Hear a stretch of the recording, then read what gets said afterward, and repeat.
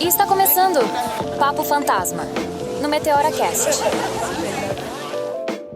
E aí, meus nobres, como vocês estão aqui? Quem fala com vocês é o Pedrox. E sejam bem-vindos a mais um episódio do Papo Fantasma. O Papo Fantasma, o seu programa favorito de talk show, onde eu chamo pessoas interessantes, fascinantes e curiosas, até às vezes exóticas, pela internet afora. Não estamos se tratando de personalidades famosas, não estamos nos tratando de modismo momento, mas sim pessoas do cotidiano que podemos encontrar aqui e ali, mas que muitas vezes acabam passando despercebidos pela gente. E senhoras e senhores, é com muito prazer que eu gostaria de mostrar para os senhores, de apresentar para os senhores a nossa convidada de hoje. Uma salva de palmas para a nossa querida Cid. Seja muito bem-vinda, Cid, ao Papo Fantasma.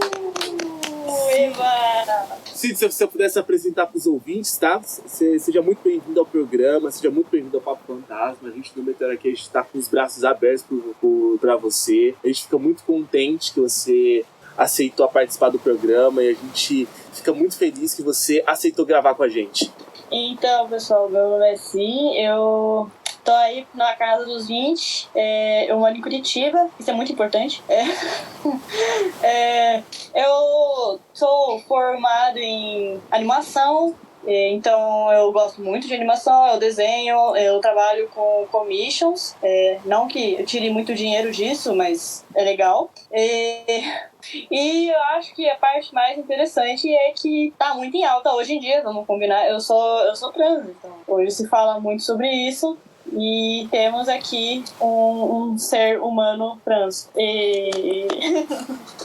Então, pessoal, hoje vai ser um programa legal, hoje vai ser um programa bacana, hoje vai ser um programa interessante que a estrela de hoje será a Cid. E, para aqueles que se perguntam assim, Pedrox, por que você chama pessoas... Eu tô fazendo símbolo entre aspas aqui, tá, pessoal? Por que você chama pessoas exóticas, interessantes e até mesmo estranhas, entre aspas, para gravar o Papo Fantasma? Eu chamo esse pessoal, gente, porque o intuito do Papo Fantasma, além de ser um programa mais descontraído, mais divertido, com o intuito de conversar com as pessoas, de conhecer pessoas, é o intuito também de você ter... é um programa de cunho social. Eu tô apresentando realidade de diversas pessoas diferentes pros ouvintes afora, através de uma conversa bacana, uma conversa legal, uma conversa divertida, uma conversa descontraída, uma realidade, às vezes, que muitas pessoas, às vezes, não têm acesso. Realidades distantes que, às vezes, as pessoas, às vezes, só têm só acesso em filmes, em séries, documentários, livros e diversas outras coisas por aí. Então, eu gosto de chamar essas pessoas diferentes, essas pessoas exóticas, essas pessoas tão únicas, pessoas que eu gosto de até dizer que saíram até de um desenho animado, porque essas pessoas têm histórias, são interessantes, elas são curiosas, são pessoas que a gente sente e tem vontade de conversar várias horas e horas para saber sobre como é que é a vida dessas pessoas, como é que, onde comem, o que vivem hoje no Globo Repórter. Então, vai ser muito maneiro ter um papo maneiro, um papo legal, um papo fantasma hoje com você, Cid. Eu fico muito feliz de você ter aparecido aqui no programa de hoje. E, cara, conta pra gente, conta pra mim, conta pros ouvintes, essa paixão gigantesca que você tem por Curitiba. Cara, o que tem em Curitiba que faz você se apaixonar tanto assim por essa cidade? Cara, eu conheço o Brasil inteiro, tá? Eu só não conheço o Nordeste e Norte. E eu quero muito conhecer, porque tem muita coisa muito foda lá.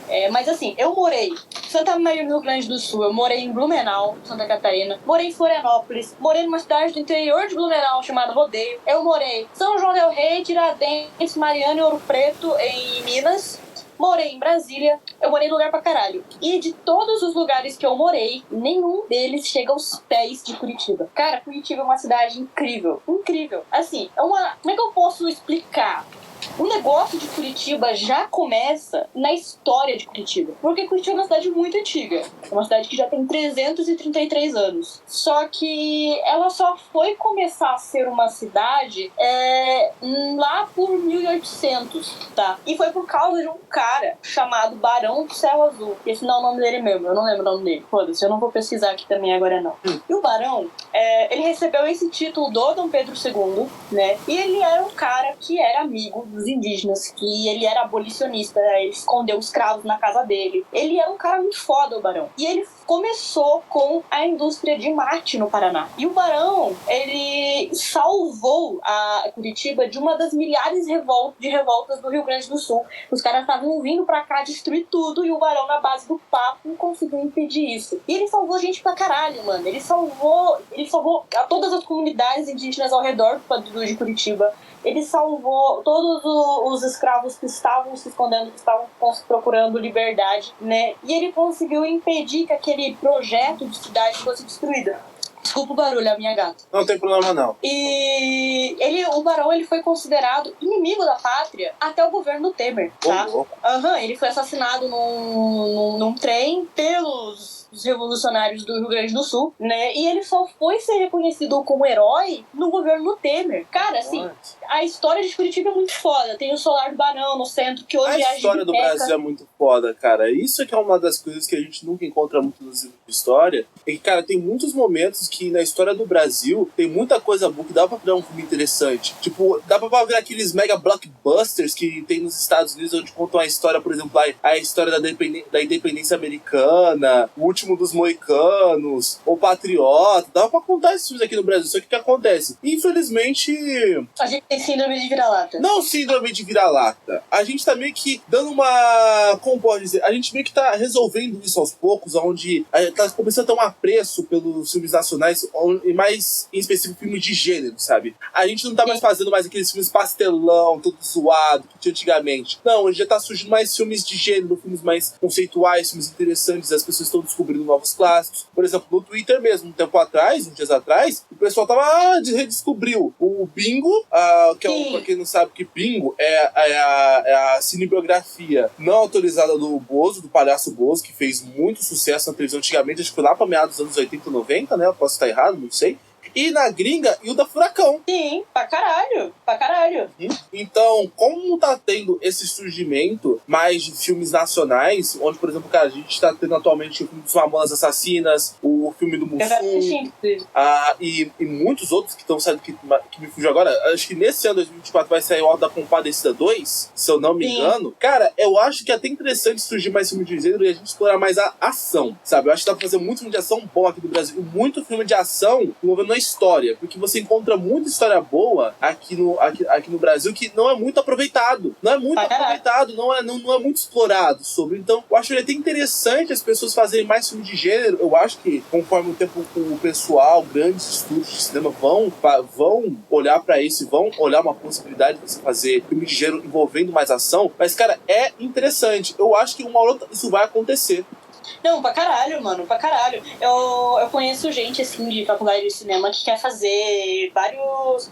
Assim, tá rolando um negócio muito foda, fiquei sabendo a partir deles. Que tem uma comunidade indígena no Brasil, não vou lembrar qual, que ela foi, assim, só existem descendentes dessa comunidade e eles estão tentando recuperar a língua que eles falavam. Então é uma língua que foi completamente perdida e eles estão tentando, assim, reconstruir essa língua e chegar o mais próximo possível do que ela era. E tem uns caras aqui em Curitiba que estão querendo fazer um filme baseado nisso. Caralho, olha que foda. Tem umas coisas muito fodas. Tem projetos assim, cara, no cinema brasileiro que merecem ser mais que merecem mais ter uma visibilidade maior, né? Pra caralho. Então, cara, sabe isso aqui que é engraçado? É engraçado que quando é algo feito por exemplo, nos Estados Unidos, ou um país de primeiro mundo, sei lá, tipo Inglaterra ou Japão, nossa, é uma pesquisa super interessante, olha como um negócio mais conceitual, olha que bacana, olha que legal, nossa, tem dedo de Harvard, de Oxford nisso aí, é uma pesquisa que é respeitada pelo mundo inteiro. O brasileiro fica sabendo que passa no Fantástico, passa no Jornal Nacional, passa nos principais meios de comunicação, passa em tudo. Agora, quando você dá um projeto mega importante desses, mega conceitual, cara, você tem que dar sorte pra ver se isso aparece numa questão do Enem, ou algo do tipo. E quando não aparece aquela do Urapum, não sei o quê. Nossa, eu não sei nem como. Até hoje não entendi o que esse hora aqui. Eu não entendi como que aquela porra passou. Sabe o clipe do Story of OG do Jay-Z? Porra, sim! Foi muito isso, aquela questão foi muito isso. Como é que é? Conta pra gente. Você que me falou pra mim que você se formou em faculdade de animação, tá mais relacionado à área de desenho. Você me conta pra gente como é que é fazer um curso na área de desenho? Como é que é fazer um curso mais profissional envolvendo arte da animação? Como é que é? É algo mais complexo? É um estudo mais aprofundado? Você acha que é meio raso? Explica pra gente como é que é fazer um curso superior nessa área e envolvendo mais as áreas relacionadas. Tipo, se você trabalha junto, você tem alguma relação junto com a galera do cinema, do audiovisual, como é que é? Então, infelizmente, a faculdade que eu fiz, quando eu entrei, ela era uma das melhores faculdades da área no país, tá? Só que ela foi comprada por uma empresa, eu não vou entrar em detalhes porque eu não quero trazer problema e tal, e acabou que eles começaram a desconstruir, mas eu ainda consegui pegar muito das coisas boas. E assim, eu tive aula com uma professora, a professora Jane, maravilhosa, que ela trabalhou com o Maurício de Souza. Ô, louco! Ela fez a animação da Turma da Mônica, cara. Nossa, a Jane, ela era sensacional. E assim, eu tive aula com animadores, eu tive aula com roteiristas, eu tive aula com professores que eram da área de design gráfico, né? Então, assim, eu até fiz um semestre com o pessoal de cinema. E apesar de ter sido uma bagunça, são coisas assim, sabe, que andam tudo muito juntas. Cinema, design gráfico, animação, tudo isso anda junto. A gente valoriza muito, inclusive, o designer gráfico. A gente acha que o designer gráfico só faz capinha de livro e anúnciozinho na internet. E, cara, o conhecimento deles é absurdo. Sempre que eu vejo, assim, ontem eu fiz no Twitter, tava assim, o que fazer, falei pro pessoal mandar as OCs. OC é Original Character, né, os personagens originais pra eu desenhar no meu estilo e tal. E uma coisa que eu percebo muito é que a falta de conhecimento de design gráfico nas ilustrações faz com que fique muito bagunçado. Então, assim, cara, tudo isso eu aprendi pra caralho na faculdade. Eu aprendi pra caralho. E assim, aprendi como que é um estúdio, sabe? Eu tinha ali, eu não tinha nem 6 meses, eu tinha 4 meses pra fazer uma animação de 4 minutos, sabe? Era eu e mais 5 negros. E era assim, façam, escrevam o roteiro que vocês quiserem, usem o software que vocês quiserem. Então a gente teve que aprender a usar software na marra, sabe? Tipo, eles não ensinaram, eles não ensinam nada pra gente. E quando você chega a um estúdio, é assim, cada estúdio tem o seu próprio software. A gente aprendeu a usar, que a gente escolheu, né? Meu Deus, eu esqueci o nome. É o software que o Estúdio Ghibli usa. Sei. OpenToons. OpenToons é um software que o Estúdio Ghibli desenvolveu para eles fazerem as animações deles. E é bizarro aquele software. Ele é muito completo, mas ele é muito difícil. E a gente aprendeu a mexer, tipo, na correria, sabe? A gente tinha ali 4 meses para entregar uma animação de 4 minutos e a gente tinha que aprender a fazer o software, escrever o roteiro, fazer os designs, fazer tudo. Então, cara, estúdio é assim, tá ligado? Você vai trabalhar no estúdio, a gente vê Arcane, Invincible, esses animes pra caralho. Teve o... Não sei se você viu, mas quem curte mais a área de animação, esse mês eu acho que acabou o Jujutsu Kaisen, que é aquele anime bem famoso, né? Que tá sendo animado pela MAPPA, e que é um estúdio lá do Japão. Só que teve muitos problemas. Sim, eu fiquei sabendo. E, cara, assim... A gente acha que foi só na MAPPA, mas todos os estúdios são assim, tá ligado? Todos os estúdios. Cara. É bizarro.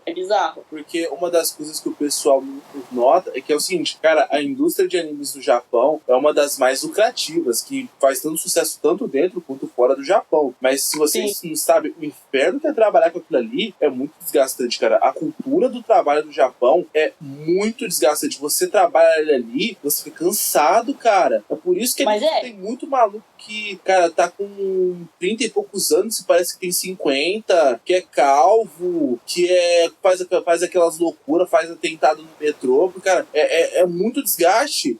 Mas mano, pra caralho, tá? E isso é completamente generalizado, mas o lado bom é que eu aprendi como é que é a faculdade por causa disso, né? Eu aprendi que, tipo, mano, é desse jeito em qualquer lugar do mundo. E na verdade foi isso que fez eu decidir que eu não queria trabalhar com animação. Foi o que eu não só porque eu sei que no mundo inteiro é muito foda. Eu tenho um amigo, inclusive, que ele tem dinheiro, então ele conseguiu viajar pra Europa, e na Europa ele conseguiu uma bolsa pra estudar animação na Alemanha. Olha que legal. Tá lá, de graça. Ele decidiu que ele quer seguir na área de animação, né? Só que sim, ele sabe do risco que ele tá correndo. E aqui no Brasil, eu conheci um estúdio por dentro, aqui no Brasil, que é o Estúdio Belly, que é um estúdio de Blumenau. É um estúdio de Blumenau que fez meu amigãozão, Peixonauta. Conheço, assisti. Fez coisas pra caralho. Cara, o Estúdio Belly era um professor de desenho meu, trabalhou lá, eu conheci o estúdio por dentro. É muito foda, só que é totalmente, assim, loucura, tá ligado? É totalmente loucura.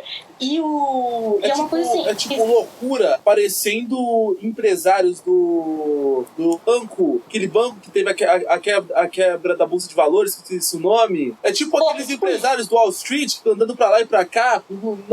Isso. Meu Deus. Só que você não, ao invés de ser 50 caras num andar, são 5. São 5 pessoas, entende?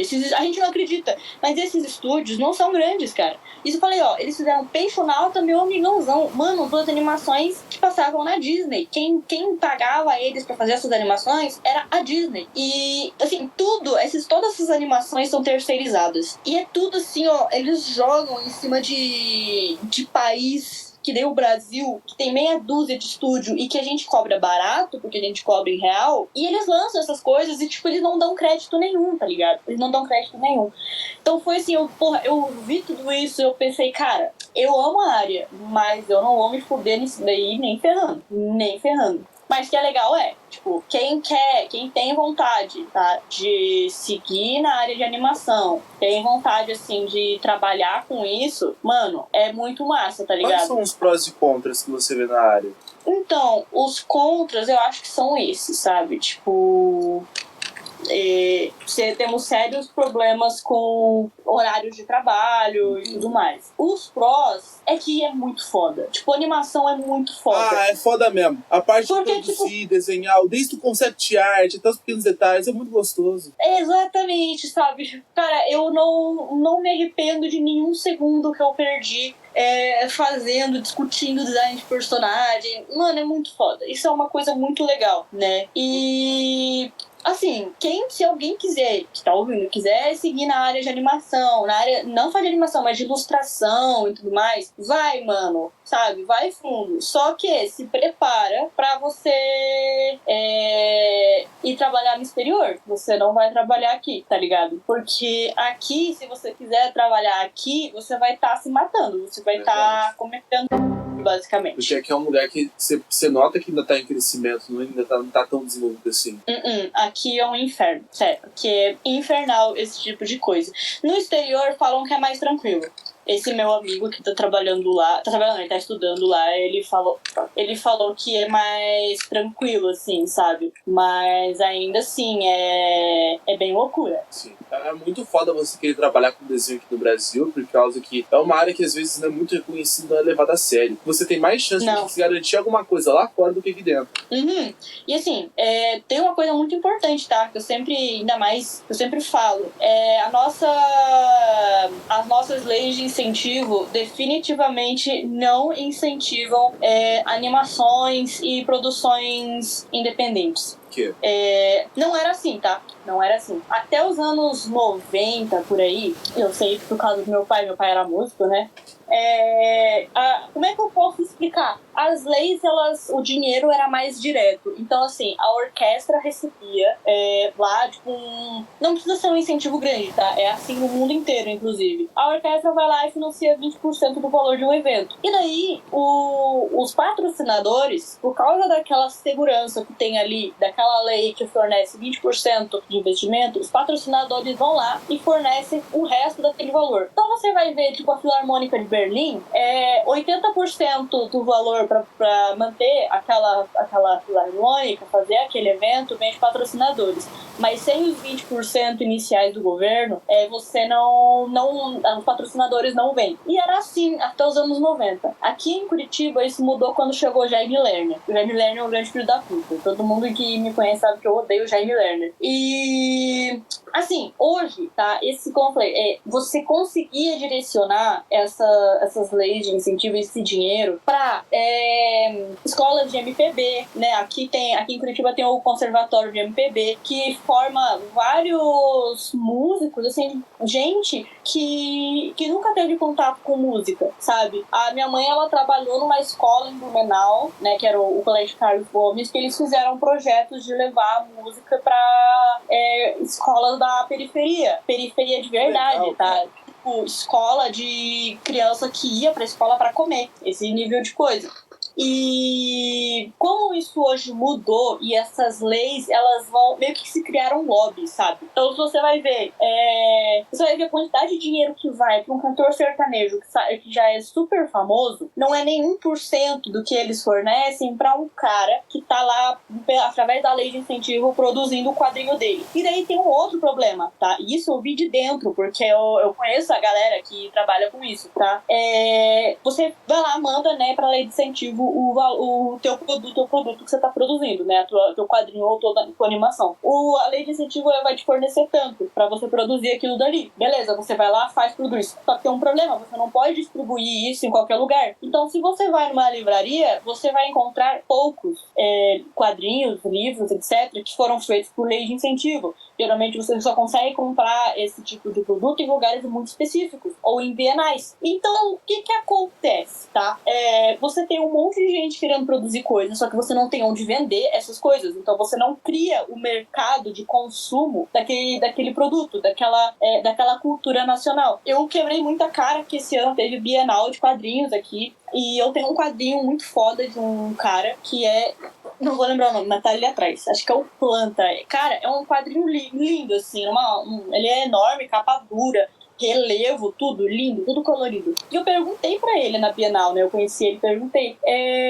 Cara, como é que você fez pra conseguir produzir esse quadrinho com esse nível de qualidade, não sei o que, né? Da onde que você tirou verba pra isso? Sabe o que ele me respondeu? Yeah. Ele disse assim, é que eu tenho 2 empresas, uma eu usei pra financiar e a outra pra fazer a divulgação. Assim esperava. Então, e o resto da galera que produz tá, tipo, desesperada, entendeu? Tá desesperada porque não consegue vender.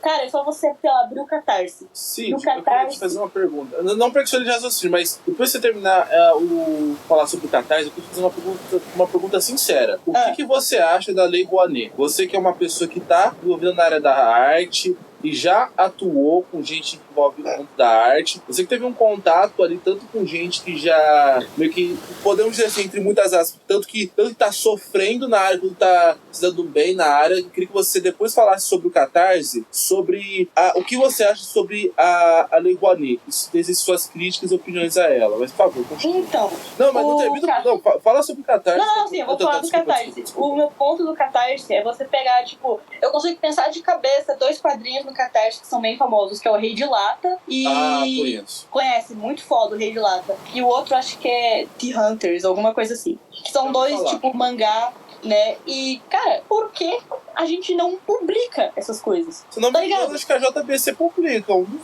2, não vou lembrar qual. Ou JBC ou New Pop, não sei qual. Talvez a New Pop. A New Pop, eu gosto muito da New Pop, tá? Porque a New Pop faz isso, cara. Realmente, a New Pop faz isso. Mas o que eu quero dizer, mano, tem tanto quadrinho que a galera faz, tanta animação que a galera faz. Verdade. Olha só, olha o Irmão do Jorel. O Irmão do Jorel é muito foda. O Irmão do Jorel é o suprassumo da animação brasileira. Cara, o Irmão do Jorel é muito foda. E a gente tem muita animação brasileira foda, tá? Muita animação brasileira foda. Ó, quem é do bonde do Anima TV, quem é o bonde do Anima TV, que assistiu o Anima TV na cultura, viu o potencial que as animações brasileiras tinham, tá? Cara, mano, aqui em Curitiba tem o Animatiba. Eu fui esse ano e eu fui ano passado, no caso, e agora eu vou esse ano também. Que é um festival de animação de Curitiba. Mano, tem umas animações muito fodas que a galera produz, sabe? Nível Pixar? Enfim, tipo Pixar. Ô, louco. Porra. E assim... O meu ponto é, por que a gente não financia isso? Por que a gente não tá financiando essa galera? E daí, o que eu ia falar da Lei Rouanet. Tudo isso que eu falei aconteceu quando a Lei Rouanet foi instaurada, tá? E o problema da Lei Rouanet é que ela cria lobby. Ela cria muito lobby. Hoje, a Anitta Lobby não como? usa... Desculpa. O melhor exemplo de todos são os cantores sertanejos, tá? Eles são os que mais sugam dinheiro disso. Não sei se você gosta, se tem alguém aí que gosta de sertanejo. Não tô falando da música, tô falando Da de como que personalidade isso em si. Exatamente, como que isso acontece, tá? Mano, os caras, tipo, os caras vão fazer um show, é muito dinheiro que eles injetam. Só que daí eles injetam o dinheiro nesses caras, e esses caras, eles conseguem, tipo, quando chega em eleição, não sei o que, eles fazem lobby pra alguns partidos, pra alguns políticos, né? Ou parte desse dinheiro que eles usam pra fazer esses shows não vai pro show, entende? Vai pra uma organização de pessoas que apoiam um determinado lobby, tipo, tá ligado? E eu tenho uma amiga que mora em Minas e ela mora no interior, e lá ela diz que acontece muito isso, sabe? Acontece muito. E daí não é questão de esquerda e direita, isso acontece com todos. Todos eles fazem isso. Um bom exemplo de como realmente isso acontece foi um dos últimos anos que o meu pai estava na orquestra. E assim, até os anos 90 era normal a orquestra daqui de Curitiba fazer, tipo, de 2 a 3 óperas por ano. Hoje, se eles fazem uma a cada 3 anos, é muito. E eles viajavam dentro do estado para levar a orquestra não só para Curitiba, mas para o interior, para cidades que não tinham acesso à orquestra. Obviamente, as músicas que eles tocavam eram diferentes das músicas que eles tocavam aqui, né? Eram músicas de cunho mais popular. E foi bem quando o Jaime Lerner entrou, assim, que eles iam fazer uma turnê, acho que eles iam passar por 10 cidades do interior em, tipo, 2 semanas. E eles tinham uma verba, isso nos anos 90, uma verba, assim, de 10 mil para eles viajarem, se hospedarem, se alimentarem, tudo, e ainda bancar o evento, os eventos, tá? 10 mil. Cara, isso é muito pouco, tá? Pra uma orquestra de 40 pessoas. E daí eles fizeram tudo, deu dinheiro e ainda sobrou ali uns 2 mil. E eles ficaram sabendo depois que uma cantora da época, bem assim, que já tava fazendo sucesso, né? E que já era meio popular e não sei o que, ela fez uma turnê de 2 cidades com 500 mil, entendeu? Qual que é o problema? Eles liberam uma quantidade de dinheiro absurda para algumas pessoas específicas que são estratégicas para eles. Esse é o problema. Não é mais o que o governo dando o incentivo e os patrocinadores agindo, entendeu? Não é mais... cara, eu falei, é assim no mundo inteiro, sabe? Você vai no Carnegie Hall, é desse jeito. Por que aqui não é mais? Simplesmente que os caras resolveram que foda-se, entendeu? Eu queria te fazer uma pergunta sincera. Como você se sente ao ver artista grande, não só cantores, mas, por exemplo, atores globais, usando, por exemplo, dinheiro da Lei do Rouanet para coisas mais materiais e triviais, algo que não tem nada a ver relacionado à arte? Por exemplo, há um tempo atrás, acho que lá em meados de 2023, ou finalzinho de 2023, não lembro, teve um casamento de algum artista, não vou lembrar qual que é o nome, que usou dinheiro da Lei Rouanet para bancar o casamento dele. Como é que você se sente vendo isso? Cara, infelizmente, é por isso que eu consumo poucas coisas nacionais. Eu tenho raiva disso, sabe? Tipo, me dá gastura só de pensar nisso. Cara, a lei de incentivo é pra ir pra galera pequena. Por que o cara que tem dinheiro vai usar a lei de incentivo? Não é isso. Porra, tem um canal, como meu pai ele passa muito tempo deitado, né, assistindo TV, tem um canal, não vou lembrar o nome, que ele só passa filme cult. E ele passa muito filme. Ó, se for o que eu tô pensando, existe a MUBI TV, se não me engano, existe a Cine Cult, existe uma que passa só filme nacional, que é cult. Não, lembrar o nome. não era nacional, mas ele passa um monte de filme cult, e ele tava passando uns filmes independentes, acho que italianos, que eram filmes muito bons, com atores, sabe, tipo, independentes, atores pequenos, que era bancado pela lei de incentivo. Os caras fizeram um puta conteúdo cultural, tá ligado? É assim que tem que fazer, pelo menos essa é a minha opinião. Eu acho que é assim que tem que funcionar a lei de incentivo. A lei de incentivo tem que ir pro cara pequeno, entende? Pô, uma coisa muito foda que dá pra fazer com lei de incentivo é você montar escolas de música, de arte em comunidades, sabe? Porque, cara, isso tira muita gente do tráfico. A gente acha que não, mas, tipo, você ir lá e entregar um piano, um teclado pra um menino que mora na favela e que a grande referência dele é o tráfico, ele vê aquele instrumento, ele descobre um novo mundo, ele descobre que ele tem uma saída dali. Ele vê que não é só violência, não é só tráfico, não é só gente usando droga na frente da porta de casa pra ele. Exatamente. Às vezes um filme, às vezes um projeto mais cultural, mostra pra ele uma nova realidade cheia de possibilidades. Não fica só naquele mundinho, abre um novo mar de chances pra ele. Porra, exatamente, tá ligado? Então, é isso que eu acho de Lei Rouanet, dos caralho a quatro. Cara, não, desculpa, continue. Não, eu ia falar, provavelmente vai ter alguém querendo me estrangular nesse momento, mas... Cara, eu queria fazer uma pergunta sincera. Depois que você teve esse arrependimento com a faculdade de área de animação, conta pra gente, tipo, o curso que você pensou em fazer depois de animação, como é que foi seu processo pra você encontrar uma nova paixão pra você seguir sua vida acadêmica, como é que foi isso? Então, na verdade, quando eu tava no meio da faculdade, eu já sabia que eu queria dar aula, né? Eu sempre gostei da ideia de dar aula, sabe? E eu tive uns professores maravilhosos na faculdade. Professores que me fizeram ter, assim, um tchan e entender, cara, é isso que eu quero fazer, né? E eu, quando eu entrei pra faculdade de animação, eu já tava em fazer animação e história. Então, eu pensei, cara, a animação não deu muito certo, então eu vou fazer história. Foi basicamente isso. E hoje eu tenho quase certeza, assim, que vai dar certo, né? Até porque, como eu falei, eu amo muito Curitiba e eu quero que a minha tese de mestrado seja sobre Curitiba. Eu vou falar sobre os prédios abandonados de Curitiba, que muitos têm muita história, sabe? Tem uns prédios, assim, lindos que estão abandonados, que são umas coisas maravilhosas. Tem muita história por trás, muita gente nem sabe qual que é a história. Pois é. Às vezes, gente, às vezes você dá nada pra história da sua cidade, mas às vezes você tem tanta história ali, tanto cunho cultural ali presente, mas que infelizmente não é enxergado, não tem seu devido cuidado, não tem sua devida atenção, não é preservado. Nossa, pra caralho. Assim, o trabalho que eu mais gostaria de contribuir, assim, é com a reestruturação da cidade, né? Eu falei que eu morei em Florianópolis, né? E eu morei na região histórica de Minas.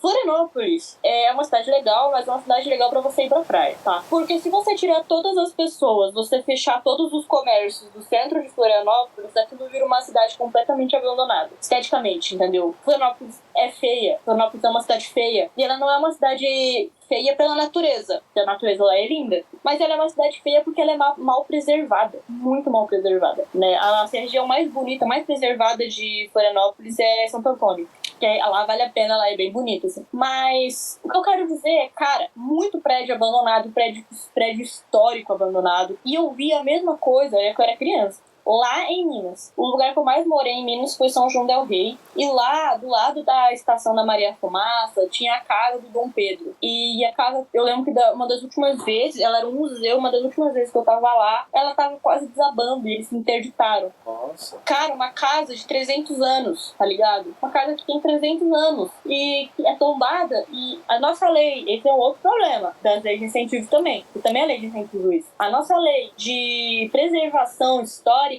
de tombamento, ela impede que você reforme aquele estabelecimento, ou ela faz com que fique muito difícil de você reformar. Então, assim, você não pode mudar a hidráulica, você não pode mudar a elétrica, tá? Pra você conseguir mudar essas coisas é uma puta de uma burocracia. E o principal é que eles colocam impostos e taxas muito altas nessas casas históricas. Então, cara, a maior parte das casas históricas que você vê abandonadas por aí, elas estão abandonadas porque as pessoas não têm condição de pagar, sabe? Então, sei lá, uma família, você herdou aquela casa, né? Você não é rico, você é uma pessoa normal e você herda uma casa que pra você manter ela por mês, você precisa desembolsar 1 milhão, sabe? Como é que você faz isso? Então, em Curitiba, apesar de ter casas lindas abandonadas, é um pouco menos pior, sabe? A gente tá com o centro relativamente bem preservado. Você anda por Curitiba e você vê casas muito bonitas, bem preservadas. Isso é um grande ponto. Curitiba é uma cidade muito bonita. Curitiba é uma cidade, assim... Eu tenho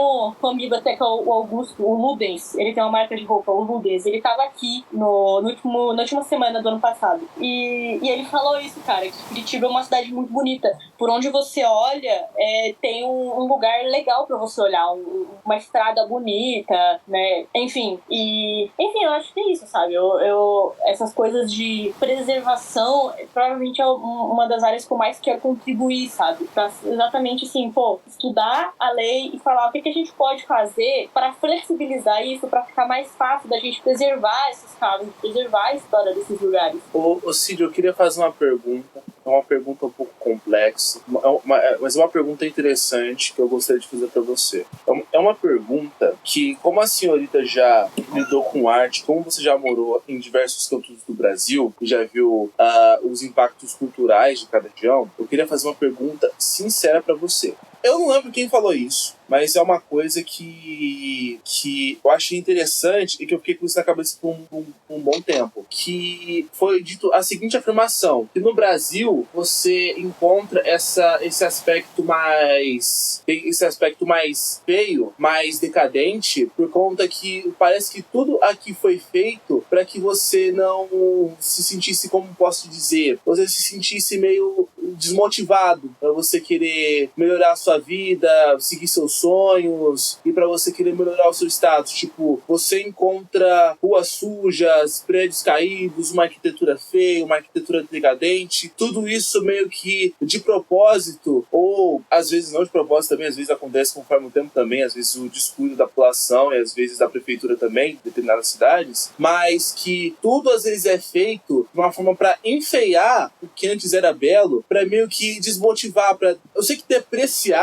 não tem nada a ver com deixar o clima mais deprimente, mas deixar um clima mais triste, depressivo, um lugar onde você não se sente motivado a subir na vida, né? Onde, por exemplo, se você pegar um caso de um jovem, aonde, poxa, o cara já tem problemas em casa, já tem problemas familiares, tem irmão que é nóia, tem pai drogado, tem o pai bate na mãe, a mãe é problemática, a pessoa morando num lugar que é mais, como pode dizer, um lugar mais feinho, mais decadente, mais acabado, meio que pode acabar com sonhos ou com a vontade da pessoa de querer subir na vida ou querer, sabe, mudar o seu status ou melhorar a sua situação financeira, pessoal e por aí vai. É uma pergunta um pouco complexa, eu não sei se você conseguiu entender melhor esse raciocínio, mas eu queria que você comentasse sobre, porque eu queria saber muito o que você acha. Então, eu fiz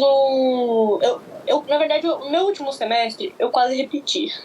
Porque eu falei coisas que os professores não gostaram. E uma das coisas foi isso. Na época, os professores que eu gostava já não estavam mais dando aula pra mim, né? E, assim, não sei se você já ouviu falar em engenheiros sociais, não? Então, eu vou voltar um pouco também. Vou dar uma outra aulinha de história. Lá na Primeira Guerra, tá? Tinha um cara que ele lutou na guerra, que ele era arquiteto, ele vinha de família de arquiteto. E esse cara acabou fundando, quando ele voltou pra casa dele, acho que era na Alemanha, se eu não me engano, na Alemanha. Ele acabou... sim, é na Alemanha, com certeza. Desculpa, é que é tanta coisa que às vezes eu acabo confundindo, né? Não, acontece. E ele acabou fundando o que seria, teoricamente, a primeira escola de design da história. Que, na verdade, design já existia, mas uma escola focada em design, né? Que foi a Bauhaus. E a Bauhaus, originalmente, eles não tinham essa intenção. A Bauhaus, esse cara, ele ficou tão chocado pela guerra, tá? Que ele achava que tipo, era o fim do mundo, sabe? Era o fim da humanidade. Acabou. Isso aqui, ó, é o inferno. Vamos recomeçar tudo do zero. Então ele veio com essa proposta de abandonar tudo que a gente sabia sobre arquitetura, sobre arte e recomeçar do zero. Isso surgiu o movimento modernista de arquitetura. Eu já vi gente falando que Art Deco e Art Nouveau é modernista, não é, tá? Art Deco e Art Nouveau é anterior a isso, então não é modernista. Eu sei porque eu tive essa discussão um dia que eu tava falando que o modernismo ele é essencialmente feio, e o cara me mandou Art Deco. Eu falei, mano, o Art Deco é antes, tá? Da Primeira Guerra. O Art Deco acabou, na verdade, né? Teoricamente o movimento acabou quando a Primeira Guerra teve seu fim, então é anterior a Bauhaus. A arquitetura modernista é a arquitetura que veio da Bauhaus, que é o brutalismo, né? E assim, o brutalismo, ele tem seus lados positivos. Eu não sou fã, tá? Eu não gosto muito de brutalismo. Não é todo brutalismo que é feio. Aqui em Curitiba tem o Teatro Guaíra, que é brutalista, e eu acho ele bem bonito, tá? Mas ele é muito mais bonito por dentro do que por fora. Mas assim, o brutalismo, ele tem uma estética feia, entende? Tipo, inegavelmente, ele não é feito pra ser bonito. A ideia do brutalismo é que ele seja prático, tá? Então, basicamente, os caras começavam a pegar formas geométricas básicas e desenhar prédios a partir dessas formas geométricas. E a gente acaba julgando errado, mas muitos desses prédios é um puta malabarismo da engenharia pra você conseguir produzir, tá? Então, aquela igreja, né, do Oscar Niemeyer ali lá em Curitiba, em Brasília, mano, aquilo ali é um saco de você conseguir manter de pé. O Museu do Olho daqui em Curitiba, que sinceramente é uma abominação arquitetônica, aquele troço é muito feio, também é um inferno pra você conseguir manter aquilo de pé. Então é um mito que a arquitetura modernista brutalista, ela é mais barata e ela veio pra substituir a falta de casa, tá? Eu já vi gente usar esse argumento e isso é um mito, isso é mentira, tá? Inclusive eu já conversei com engenheiros que falaram, cara, você construir um prédio Art Deco e você construir um prédio brutalista é a mesma merda, tá? É a mesma merda. A diferença é que o Art Deco é muito mais bonito. Vocês não sabem o que é o Art Deco? É tipo um Empire State. Eu não sabia. O Art Deco é tipo Empire State. O Art Deco é o meu movimento arquitetônico favorito. Ele é lindo. Enfim, e daí surgiu um cara lá na Bauhaus, tá? Chamado Le Corbusier. Ele é francês. E o Le Corbusier, ele era um de merda, essa é a verdade. O Le Corbusier... Cuidado com os termos. Por causa que, tipo assim, fica fácil por causa do YouTube. Aí tem que tá, às vezes já fala por causa da censura, mas não, esse é o problema. Não, entendi, desculpa. Mas assim, ele tem cartas que ele mandava pra mãe dele elogiando o Ó, o primo do Charlie Chaplin. Sabe? Tipo, negócio feio, mano. Negócio feio. O cara era mesmo. O cara realmente era, né? E o Le Corbusier, ele é tipo um ícone da arquitetura moderna. Sabe? Tipo, cara, você chega num cara que tá estudando arquitetura, ele vai ficar super empolgado falando do Le Corbusier. Daí você pergunta pra ele, tá aí as cartas com a mãe dele. Aí o cara se encolhe, assim. E o Le Corbusier, ele conta a história completa, né? Primeiro, ele ficou famoso com uma casa, acho que era Le Savoie, o nome da casa, é um nome francês, foda-se. Que foi uma casa encomendada por uma família muito rica, né? Num lugar lá, fechado e tal. E ele fez a casa. E a família odiou a casa, sabe? Não porque ela era feia, mas porque eles falaram que ela não fazia sentido por dentro, que ela tinha infiltrações e que ela trazia um ar de depressão, porque era tudo branco. A casa era toda branca, toda cinza. E hoje, se você for ver, a gente mora em casas completamente cinzas. Poucas casas hoje têm papel de parede, né? Tudo isso é uma herança da Bauhaus, porque grande parte dos nossos prédios aqui no Brasil foram construídos nessa época, né? Enfim, e daí teve esse escândalo dessa casa, e ele era de Paris, e a verdade é que o Le Corbusier não gostava muito de Paris, né? Tipo, o engenheiro que projetou Paris, que é o Haussmann, Paris foi encomendada pelo Napoleão por esse cara, o Haussmann, né? Pra ele transformar Paris na melhor cidade do mundo. E o cara fez um milagre, tá? Ele fez o primeiro sistema de... puta merda, esqueci a palavra. Desculpa o palavrão. Você encana a cidade e tal. Ele fez aquela arquitetura maravilhosa, que é o Haussmanniano, aquela arquitetura bem francesa, né? E assim, o grande lance do Haussmann é que ele saiu na rua perguntando para as pessoas o que as pessoas queriam em Paris. Falaram, eu quero ruas largas. Eu quero uma casa bonita. Ele foi lá e fez, tá ligado? E o Le Corbusier não gostava. Ele achava que Paris era pouco prática. Então, ele junto de um cara que era dono de uma empresa automotiva, ele lançou um plano para reconstruir metade de Paris. Ele queria destruir metade de Paris e construir um bairro residencial e um bairro industrial. Só que o bairro residencial ia ser um bairro de luxo. Então, onde as pessoas que trabalham nas fábricas iam morar, entendeu? Esse foi o primeiro problema desse projeto. E, obviamente, não passou. Né? Mas esse negócio deu muita ideia pra muita gente poderosa na época, que eles pensaram, caramba, então quer dizer que a gente tem o poder de manipular as coisas desse jeito? E o primeiro grande caso que foi assim muito chamativo foi em 1954 em St. Louis, no Missouri, desculpa em inglês, né? E tinha lá um bairro que era o Pritigot, que era um bairro francês, tá? Lá é uma região que tem muitos franceses, né? E Pritigot era essencialmente uma favela, sabe? Era um bairro pobre, de pessoas pobres, e que tava tendo muito problema com violência, não sei o quê. E daí o governo, junto do behaviorismo é uma vertente da psicologia que fala que você consegue ensinar as pessoas a agirem de algumas formas, a executarem certos truques como cachorros. Eu já conversei com a minha psicóloga, inclusive, e ela fala que isso se aplica a casos muito específicos e pode funcionar como maneira de terapia, principalmente para autistas, pessoas com alguma neurodivergência, né? Só que os caras pegaram essa ideia e resolveram transformar por uma manipulação social bizarra, e eles destruíram Pritigot para reconstruir um conjunto habitacional gigantesco, tá? Que eles iam colocar todas as pessoas. E, cara, se você encontra o projeto desse negócio, o projeto parecia ser uma parada magnífica. Tinha lugar pra, tipo, praça, não sei o que, papapá. Só que tem um problema. Tudo isso é muito caro, tá? Isso é muito caro. E como que você ia colocar, tipo, uma mini Brasília, porque o projeto era muito parecido com o projeto de Brasília, num bairro pobre, num bairro violento. Então acabou que deu problema pra caramba, tá? Deu muito problema. E eles construíram lá os conjuntos habitacionais, só que as pessoas odiaram. Elas não odiaram só porque destruíram as casas deles. Eles odiaram porque é uma ideia ruim. Que ideia louca. Porque assim, a proposta é que eles construíssem esses conjuntos habitacionais de uma maneira a incentivar as pessoas a se comportarem de um jeito melhor. Mano, olha que ideia bizarra. Tipo, bizarra. Eu sei que, tipo, em 10 anos, acho que nem chegou a 10 anos, eles tiveram que detonar tudo, tá? Tipo, o lugar ficou completamente abandonado, virou guerra mesmo. Era tiro pra lá, tiro pra cá.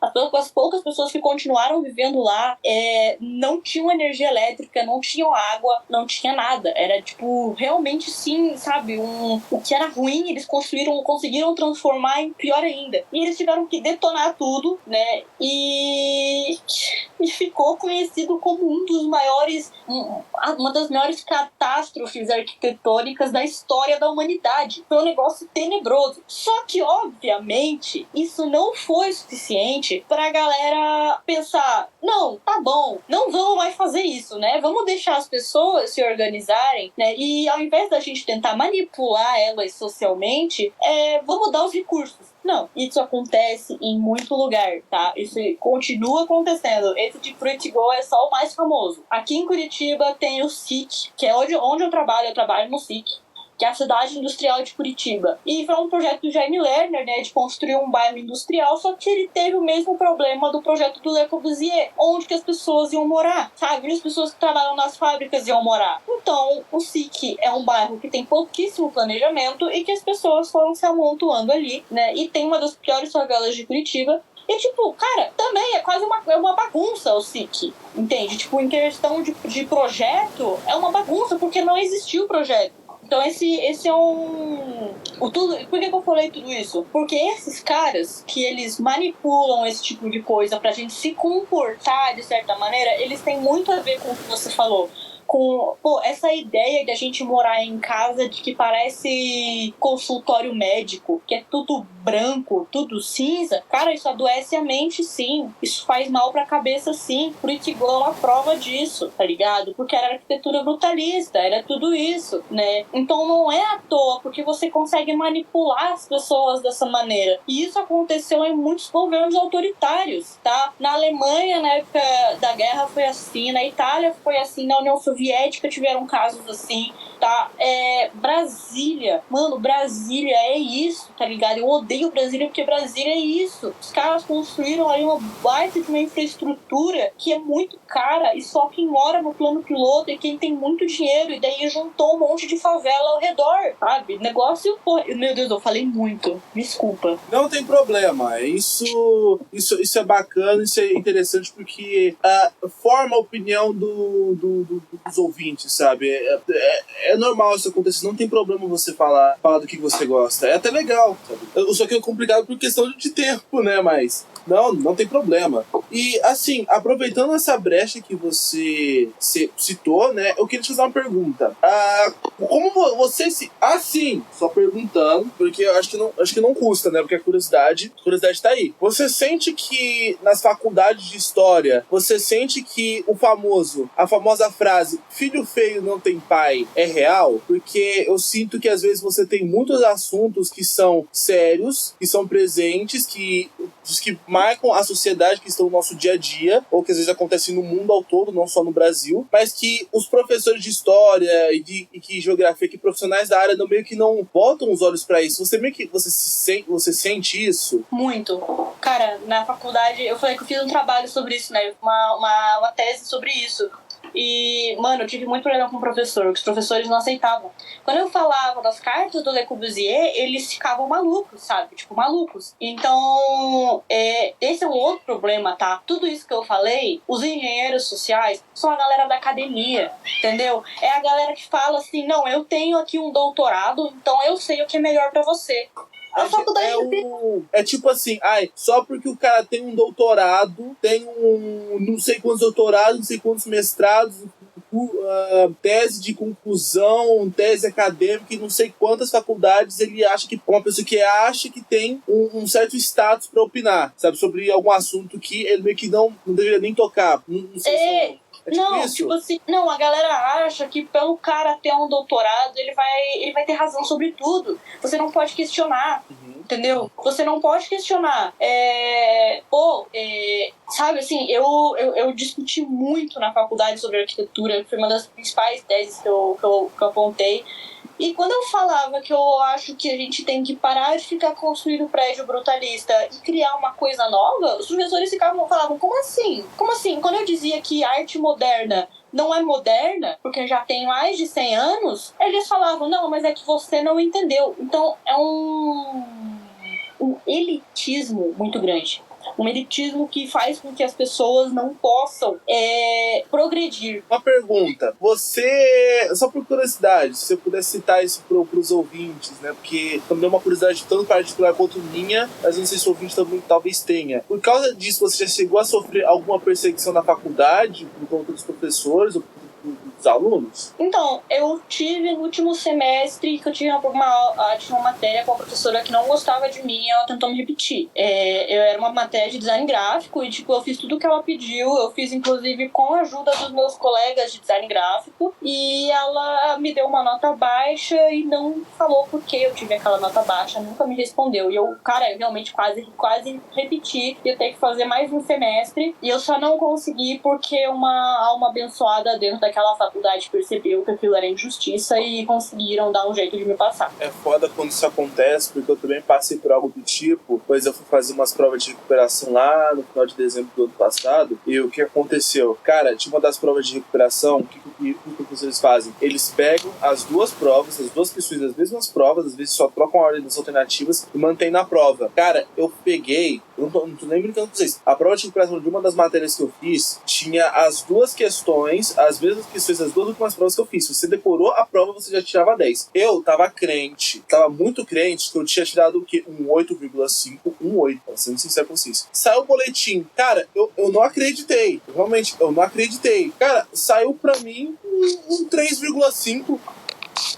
Que loucura, né? Às vezes é foda porque, gente, eu tô sendo sincero com vocês, cara. Infelizmente, na faculdade, você encontra muito professor que é mais imaturo que os alunos. Nossa. Infelizmente. Quando meu pai e minha mãe estavam na faculdade, eles estavam na faculdade, eles tiveram aula com um professor que, inclusive, ele tá na Federal daqui de Curitiba até hoje, tá? E pra você dar aula em faculdade, né, era faculdade pública, tá? Faculdade federal. Você tem que ter mestrado. E esse cara, ele dava entrada no mestrado e nunca fazia. Mas ele conseguiu, ele forjava que tava, eu tô cursando mestrado, ele ia lá, entrava, dava aula, tá? Sem ter o mestrado. E ele nunca tirou esse mestrado. Nunca. Ele todo ano, ele entrava, falava que ia fazer, não fazia. Os caras estavam um pouco se fudendo, mantinham ele ali. E assim, mano, tipo, o meu pai dá esporro nele que o cara não sabia coisas básicas, assim, sabe? Tipo, mano, isso acontece, a gente acha que não, mas isso acontece muito, tá? Tem um professor aí que ele, eu tenho mestrado, o cara começa a se achar muito fodão, e daí você chega lá e questiona alguma coisa dele, vê que fala que ele tá errado, e ele surta. Foi basicamente isso que ele fez com a minha mãe. Minha mãe quase repetiu nesse semestre por causa dele. Nossa, cara. É foda quando isso acontece, tá? É complicado. Tanto que às vezes... É por causa que disso, muita gente às vezes não conclui a faculdade, tá, gente? Muita. Muitas pessoas falam assim, mas Pedro, meu sonho é entrar na faculdade. Meu sonho é fazer uma federal. Meu sonho é fazer uma USP. Às vezes eu não consegui fazer uma USP, mas eu tenho dinheiro pra fazer uma faculdade particular. Cara, você pode conseguir entrar. O foda é você conseguir sair de lá formado. Você vai encontrar situações como essa lá. Que nem, por exemplo, cara, é foda, porque eu vou citar um caso que eu tive. Eu tô, acho que no meu segundo pra terceiro ano de faculdade. Cara, o meu primeiro ano de faculdade, eu me sentia muito humilhado. Eu me sentia muito humilhado mesmo, porque, pra quem não sabe, eu faço faculdade de ciência da computação. E o que acontece? Eu me sentia muito humilhado, muito desprezado por conta da minha situação, pois eu viajava, porque, só pra vocês terem uma noção, a minha cidade, eu moro no interior de São Paulo. E o que acontece? Da minha casa até a faculdade é 2 horas de ônibus. Quem mora em outras cidades, em cidades pequenas que ficam perto aqui da minha, cara, às vezes levam 40 minutos, uns 30, menos de 1 hora pra chegar até aqui. Eu levo 2 horas, cara, o tempo de um filme pra vir pra cá. Eu tenho que lidar com isso, eu tenho que lidar com o fato que eu tinha um dos meus professores, e, cara, é o pica-preta da programação. Nossa, já trabalhou como um monte de coisa. É o cara que tem contato na gringa. É um cara foda pra caramba, mas um lixo humano de pessoa. Gente, o cara sentia prazer em humilhar aluno só por pouca coisa. Cara, tem gente que entra ali na área da programação e não sabe nada. Não sabe nada. É um cara que entra cru. Ele entra lá cru, ele não sabe de nada. Às vezes não tem contato com Excel, não tem contato com Java, não sabe, às vezes só sabe muito pouco de coisa que pode fazer no Google, algumas questões operacionais, às vezes você sabe só montar um PC, peça de computador, por aí vai. Mas o mais a fundo mesmo o cara não sabe. E às vezes, só por você não ter o básico, às vezes você é feito pra trás, cara, você é passado pra trás, entende? Você tem que correr atrás, infelizmente. E eu me sentia muito menosprezado, porque além de você passar 2 horas dentro do ônibus, você ter um professor canalha, que era mais infantil do que um garoto de 13 anos no Twitter, que basicamente sentia prazer em rebaixar aluno, em humilhar aluno, em falar alto, grosso com os alunos. E você ter, por exemplo, casos quando você tinha... Cara, eu não tô nem brincando com vocês, gente. Eu sou um rapaz humilde, cara. Eu sou um rapaz que veio de família humilde, que veio de periferia, mas que atualmente mora num lugar decente, mas que cresceu na periferia, cara. Teve um dia que eu fui... se vocês terem uma noção, eu fico até magoado com isso, cara, porque eu lembro como se fosse ontem, cara. Chegou um moleque pra mim e me menosprezou por conta da roupa que eu tava vestindo, cara. Isso eu quero... cara. Só pra vocês terem uma noção, eu tava nesse pique, cara. E era foda porque o moleque era pobre também.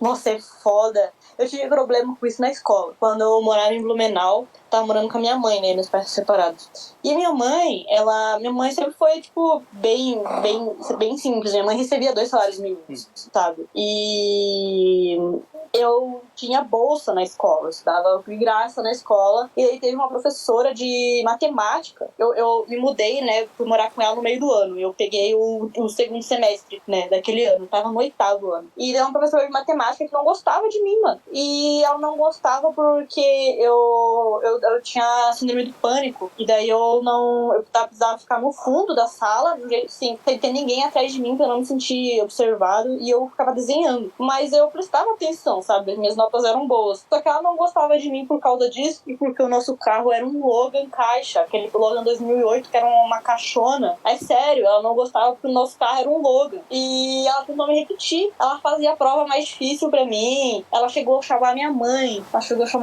Na escola. Falou assim, não, porque o teu filho tem que parar de ficar desenhando e estudar pra ser alguém na vida. Nossa, mano, eu nunca esqueci. Eu também esqueci de duas coisas.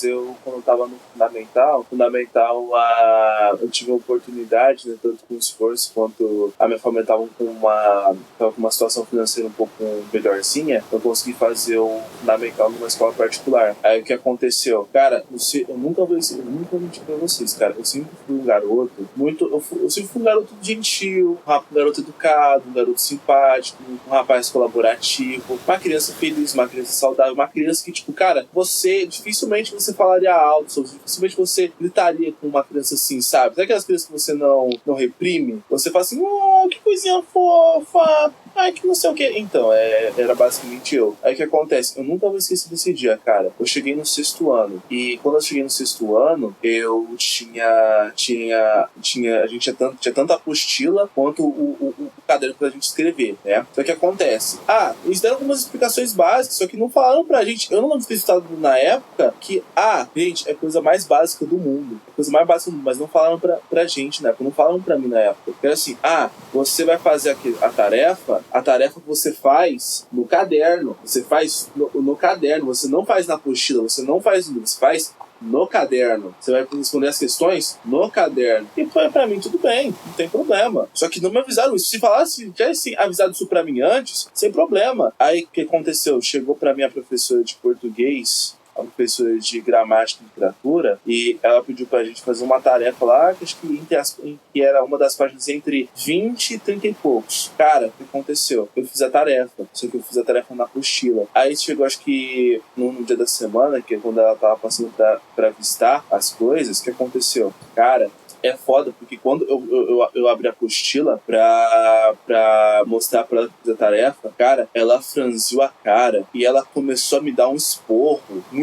muito grande por coisa boba, cara. E foi um esporro que, assim, eu me senti muito humilhado, cara. Foi uma das maiores humilhações que eu já passei na minha vida, porque, tipo, cara, a mulher me humilhou por causa que eu fiz uma tarefa do jeito errado. Tipo, eu fiz a tarefa. Eu fiz a tarefa, só que eu escrevi na apostila, eu não escrevi no caderno. E, cara, ela me rebaixou tanto. Sabe quando você vira o exemplo negativo na sala? Quando ela vai lá, vai lá na frente, mostra teu caderno pra um monte de pessoas? Foi isso daí, cara. Cara, ela me humilhou de um tal ponto aonde eu chorei, cara. Eu chorei, meus olhos pareciam um morango de tanto que eu chorava. E, tipo assim, não precisava nem gritar assim com uma criança, cara. E é foda, eu me senti muito magoado por conta disso. E isso me deu muito uma relação ruim com a professora. E detalhe, ela era professora e coordenadora. E não só além disso, ela pegou uma raiva de mim ao tal ponto que, cara, por motivos que eu desconheço, de coração, eu estudava pra prova, ela abaixava minhas notas, cara. Ela abaixava minhas notas. Eu estudava pra questão, eu fazia tudo certo, fazia tudo certinho, tudo bonitinho.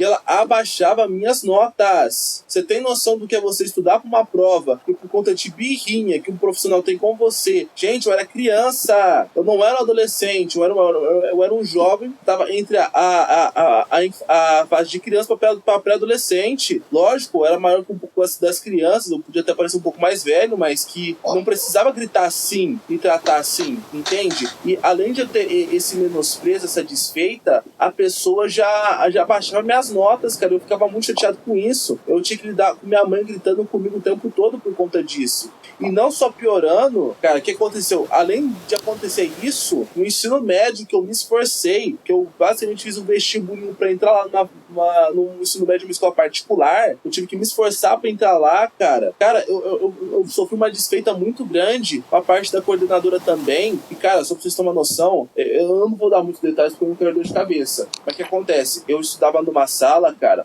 eu estudava num colégio, onde você tinha muita gente ali que, sim, era filhinho de papai, mas que tinha muita gente ali que assim, que entrou lá com desconto, tanto pelo vestibulinho ou pelo famoso formato que ele assim, se a pessoa entrou ali da antiga escola, entrou umas 5 pessoas numa antiga escola lá na faculdade, lá no ensino médio, a pessoa, esses 5 alunos vão ter um desconto, sabe? Foi tipo isso. E eu consegui fazer isso, foi uns 8 alunos, tava numa sala com quase 30 pessoas, era só 8 alunos que eram da minha antiga escola junto comigo, o resto da minha antiga, do pessoal que eu fiz ensino médio. Cara, a galera ali era muito bem de vida mesmo, era classe média pra cima, era aquelas crianças que elas faziam, cara, as férias deles, de final de mês de julho, é em Orlando, era na Disney, os caras, tipo, uma viagem com os caras pra Flórida era coisa básica pra eles, tipo, eu sendo um garoto simplesinho que, no máximo, só foi só na praia, sabe? Não fez muita coisa, não viajou pra um lugar muito longe. O que acontece? Era um lugar lá que era muito puxado, era um lugar ali que era muito... Cara, a média era 7, só pra você ter uma noção. E, cara, é foda você vir do lugar onde tem um ensino médio, lá você tem um ensino onde é muito puxado, é muito complexo, tem a base ali é outro naipe, sabe? É muito difícil, ainda mais, tipo, quem é de escola pública e tá indo pra faculdade, basicamente sabe do que eu tô falando, porque quando você pega a matemática de escola pública, é diferente do que a matemática de escola particular. É outro pique, muita gente não tem um ritmo, você pode ser até bom, mas, cara, você vai cair um pouco disso, eu penei nisso. Tipo, tanto que, cara, eu não conseguia passar nas matérias. Se não fosse a época da pandemia, eu não tinha terminado o ensino médio. O que acontece? Eu tive alguns probleminhas por conta disso no meio, cara. Lógico, problema tanto com alguns alunos, quanto com um mega rolo que deu no meio também, que subiu pro meu lado. E, cara, o que acontece? Teve um dia que a coordenadora, a gente que era professora, dava aula pra adolescente que tava se formando ainda pra ser um adulto, tava começando a pegar essas referências, tava começando a notar que o peso de suas palavras e ações tem consequências. Cara, o que aconteceu? O que foi foda? Me magoou muito mesmo, que por causa desses problemas e do fato de que eu não ser um bom aluno com uma boa reputação, digo assim, as minhas notas não eram boas, eu ficava mais as notas não eram boas, era abaixo da média, eu ficava de recuperação o tempo todo, eu andava com gente que, era problemática, entre muitas aspas, problemática pode ser considerado, eu incluo nisso, são pessoas antissociais, pessoas que possuem algum grau de depressão, pessoas que basicamente podem ser consideradas estranhas, pessoas que sofrem uma certa tipo de desfeita. Mas Pedrox, por que você andava com essa gente? Porque eu não fazia desfeita na época, eu não tinha preconceito, eu fazia amizade com o pessoal, não tinha problema, eu não fazia essa desfeita, e só que eu fazia isso num lugar onde a sua imagem importa, onde o seu status importa, onde se o povo não vai com sua cara, o povo já vai olhar torto pra você. Se você é meio estranho, o povo já vai olhar torto pra você. E isso me chateou muito, porque, cara, eu vou ser honesto pra vocês, cara. Eu tive um problema tão grande, tão complicado, que eu precisei realmente fazer terapia na época. E, cara, uma mulher que trabalha com adolescente, que trabalha numa escola, que que precisa fazer o curso de pedagogia pra você atuar ali, que fez psicologia infantil, basicamente me pegou e me deixou mal, cara. Ela falou uns negócios pra mim que me deixou culpado. Eu era a vítima e ela fez eu me sentir mal por isso.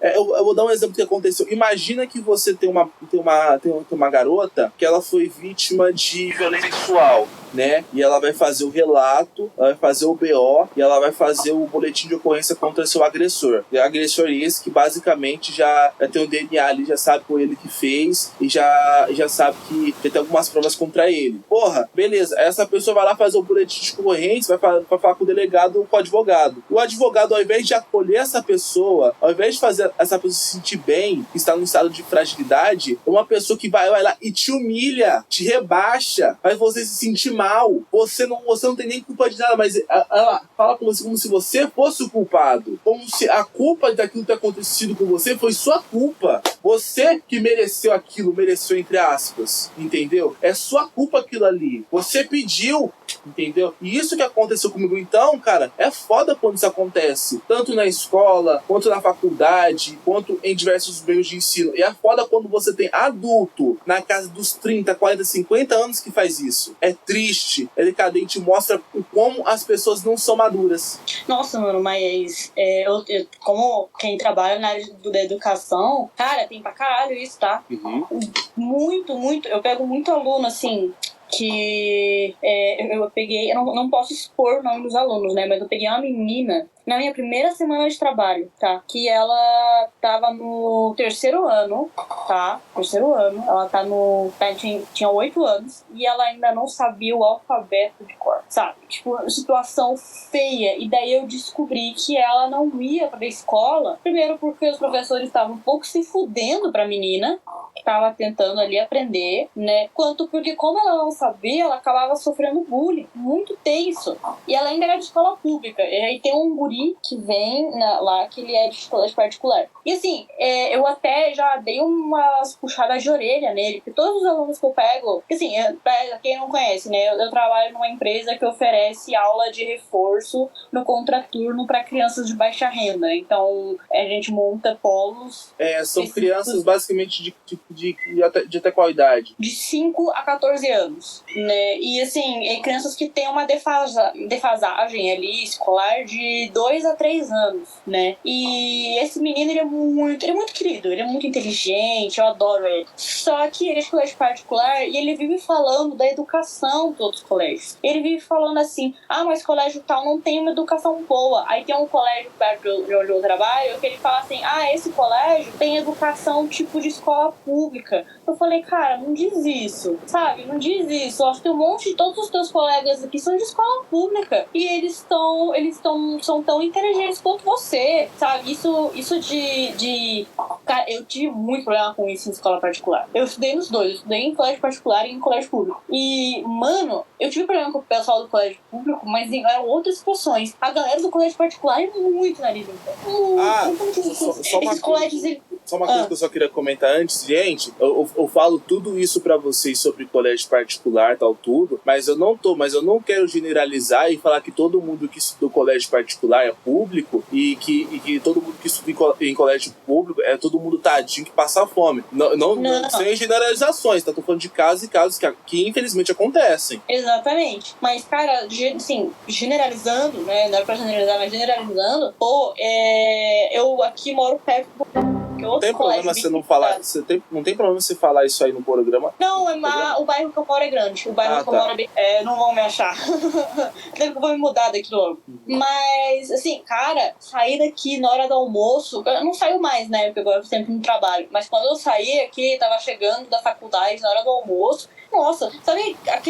Sempre era aquele grupinho de piá, sabe? Os guri falando, sempre com um iPhone de última geração. Com camiseta da Supreme, tudo arrumadinho, Nike original. E os caras falando assim. Bom, uma coisa que eu viro um velho conservador quando se trata de ser menor de idade. Os moleques de 16 anos com tatuagem. Tipo, eu amo tatuagem. Eu amo tatuagem, mas, mano, menor de idade não faz, velho. Você acha isso problemático?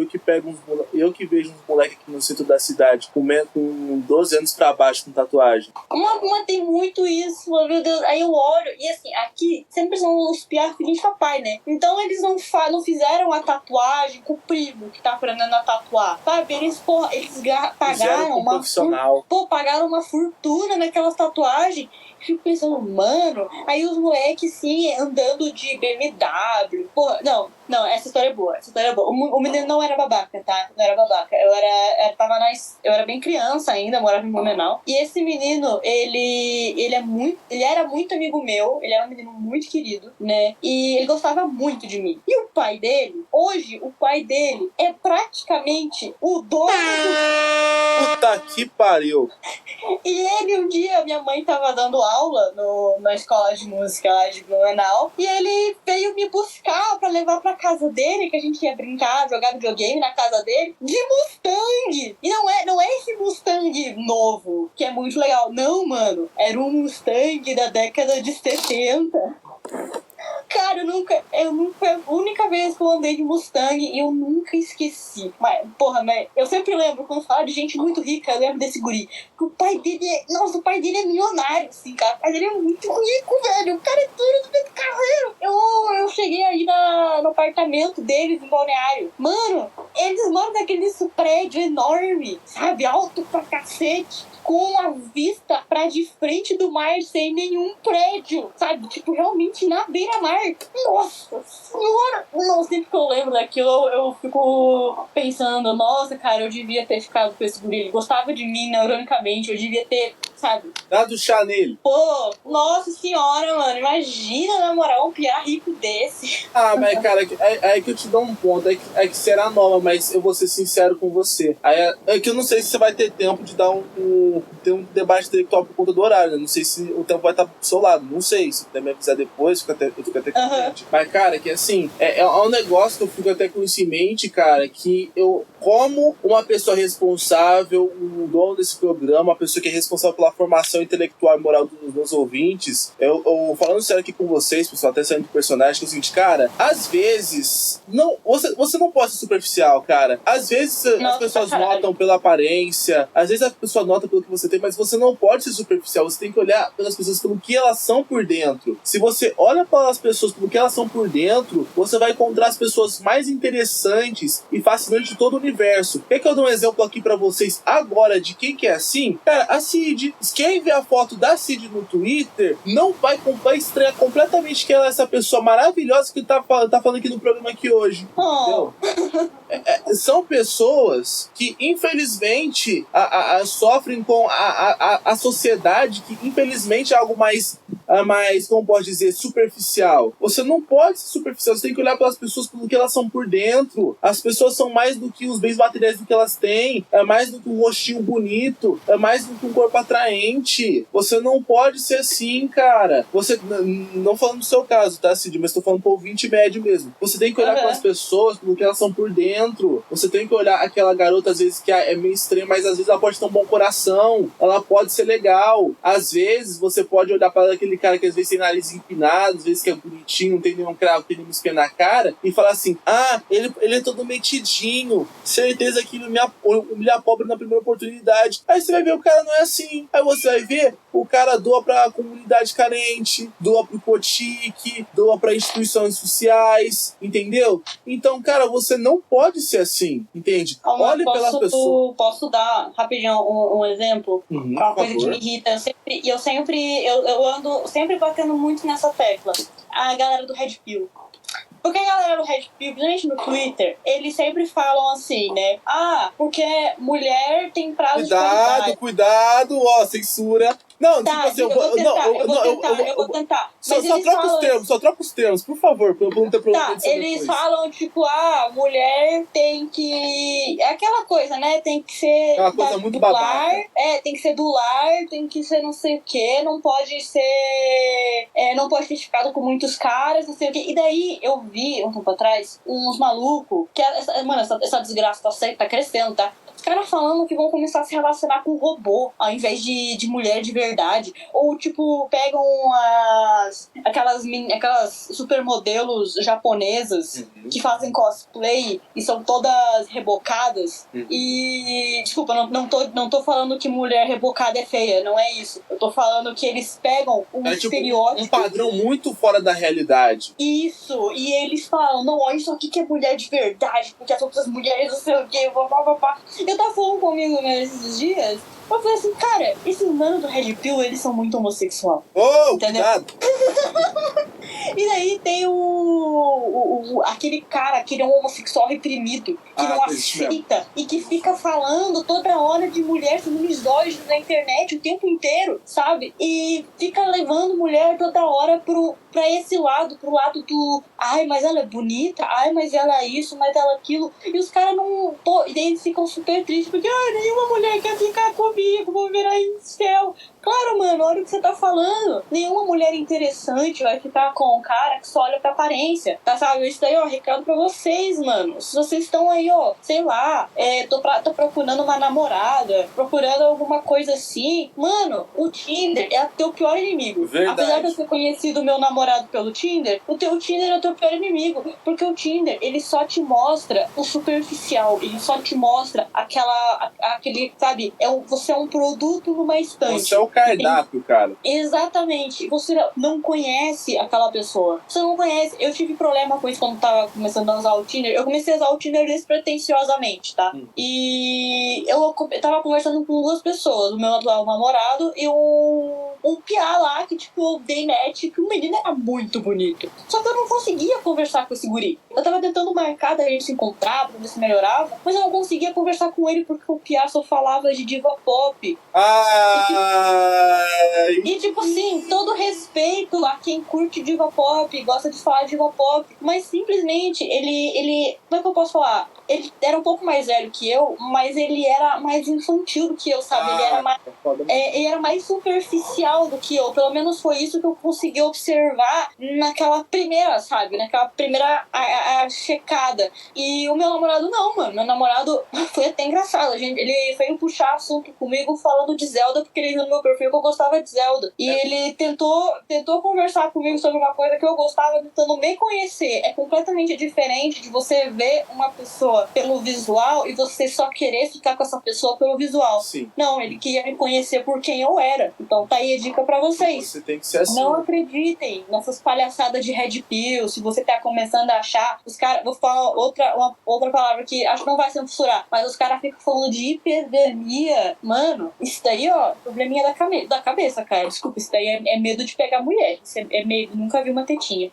Dê a cara a tapa, ouvinte. Às vezes o fora vai ser a melhor coisa que vai levar na sua vida, porque o fora te motiva a você continuar. Eu enxergo dessa forma. Eu enxergo dessa forma porque é tipo assim, cara, você vai numa festa pra você pegar uma menina, porra, cara, você tem que entender uma coisa. A média brasileira, um homem brasileiro médio não é tipo, nossa, não é padrão TikTok. Não é padrão Hollywood. O homem brasileiro é básico. Às vezes o homem brasileiro ele é feio, desarrumado. Às vezes, se ele arrumar a pele dele, fazer uma barba, pentear o cabelo, usar uma roupinha que deixa ele bem, porra, vai ajudar o cara muito. Muito, muito, muito, muito mesmo. Mas, cara, se você não se cuida, se você não põe uma roupa, você não vai virar uma super estrela do TikTok, cara. O foda da rede social, é que eles colocam isso junto de filmes e séries, é que eles colocam as pessoas num patamar que muitas vezes na realidade, cara, ouvinte, entenda, às vezes você não vai conseguir chegar no mesmo patamar do que um modelo do TikTok, às vezes você não vai entrar num patamar do que um astro de Hollywood, cara. Tem muita coisa ali que não é de verdade, é muita plástica, é muito maquiagem, é muito filtro, é muito ângulo de câmera, é dieta infernal pra ficar com o corpo escultural, entende? É um inferno aquilo ali, e muitas vezes aquilo ali não é a realidade, e cara, você tem que dar a cara a tapa, vai numa festa, vai em qualquer festa, por exemplo, eu vou numa festa hoje à noite, na graça desse programa. Cara, se você quiser,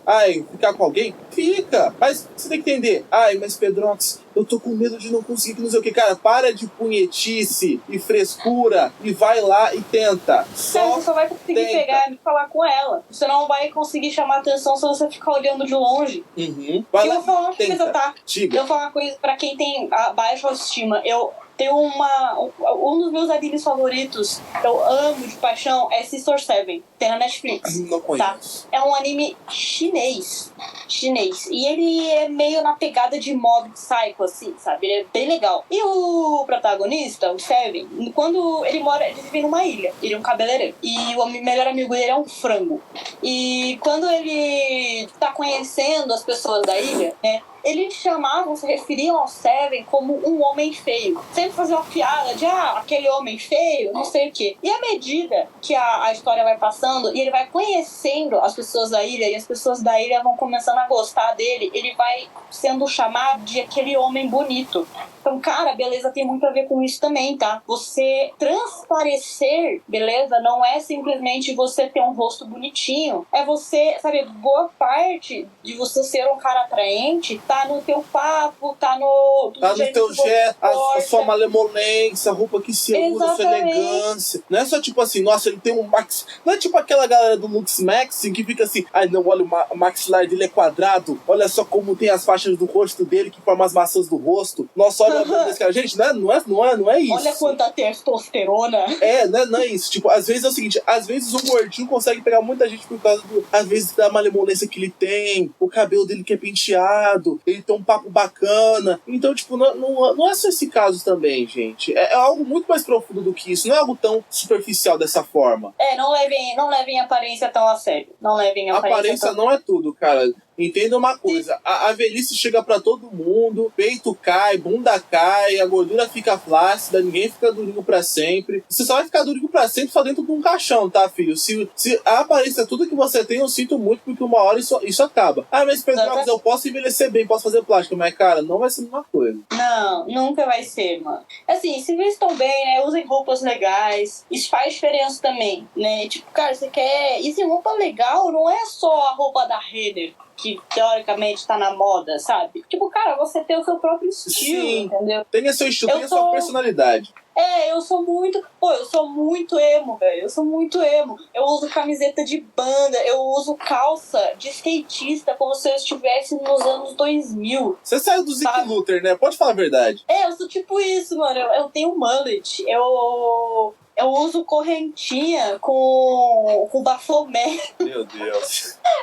Eu tenho brinco de Wicca. Eu tenho essas coisas assim, mano. E o pessoal, isso ajuda muito na hora da aparência. Porque tem as pessoas, você chama atenção porque você é diferente. Seja você mesmo, entendeu? E você chama atenção num bom sentido, não de um jeito ruim. Exatamente, por isso que os caras sempre falam, ai, que sonho ter uma namorada gótica. Por que os caras sonham com a namorada gótica? Porque gótico é bonito. Porque gótico é legal.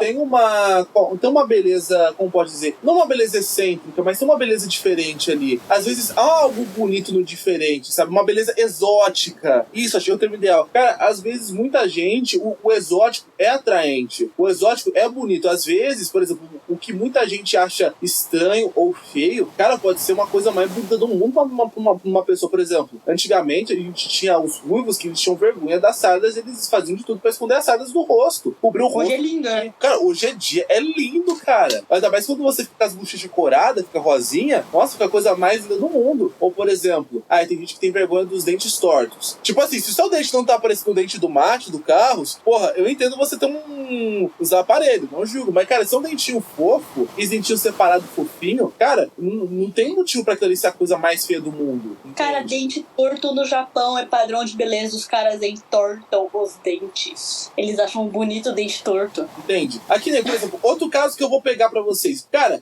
joga aí modelo exótica no Pinterest. Cara, você vai encontrar mulheres que, assim, se você pegar uma pessoa básica, assim, você pode até achar essas pessoas feias, mas se você parar pra você analisar bem, pra você ver os pequenos detalhes que essas pessoas têm, você vai notar, tipo, que tem algumas coisas aqui ali que tornam elas bonitas, sabe? Não é algo mais, nossa, padrão, como posso dizer? Me dá uma marca de moda que tem aquelas meninas padrão, que é tudo magrinha, parece uma Barbie com anorexia. Mano, sabe? sinto muito.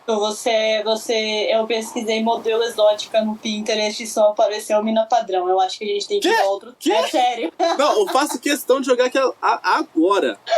É sério, eu botei assim, modelo exótica, sem acento.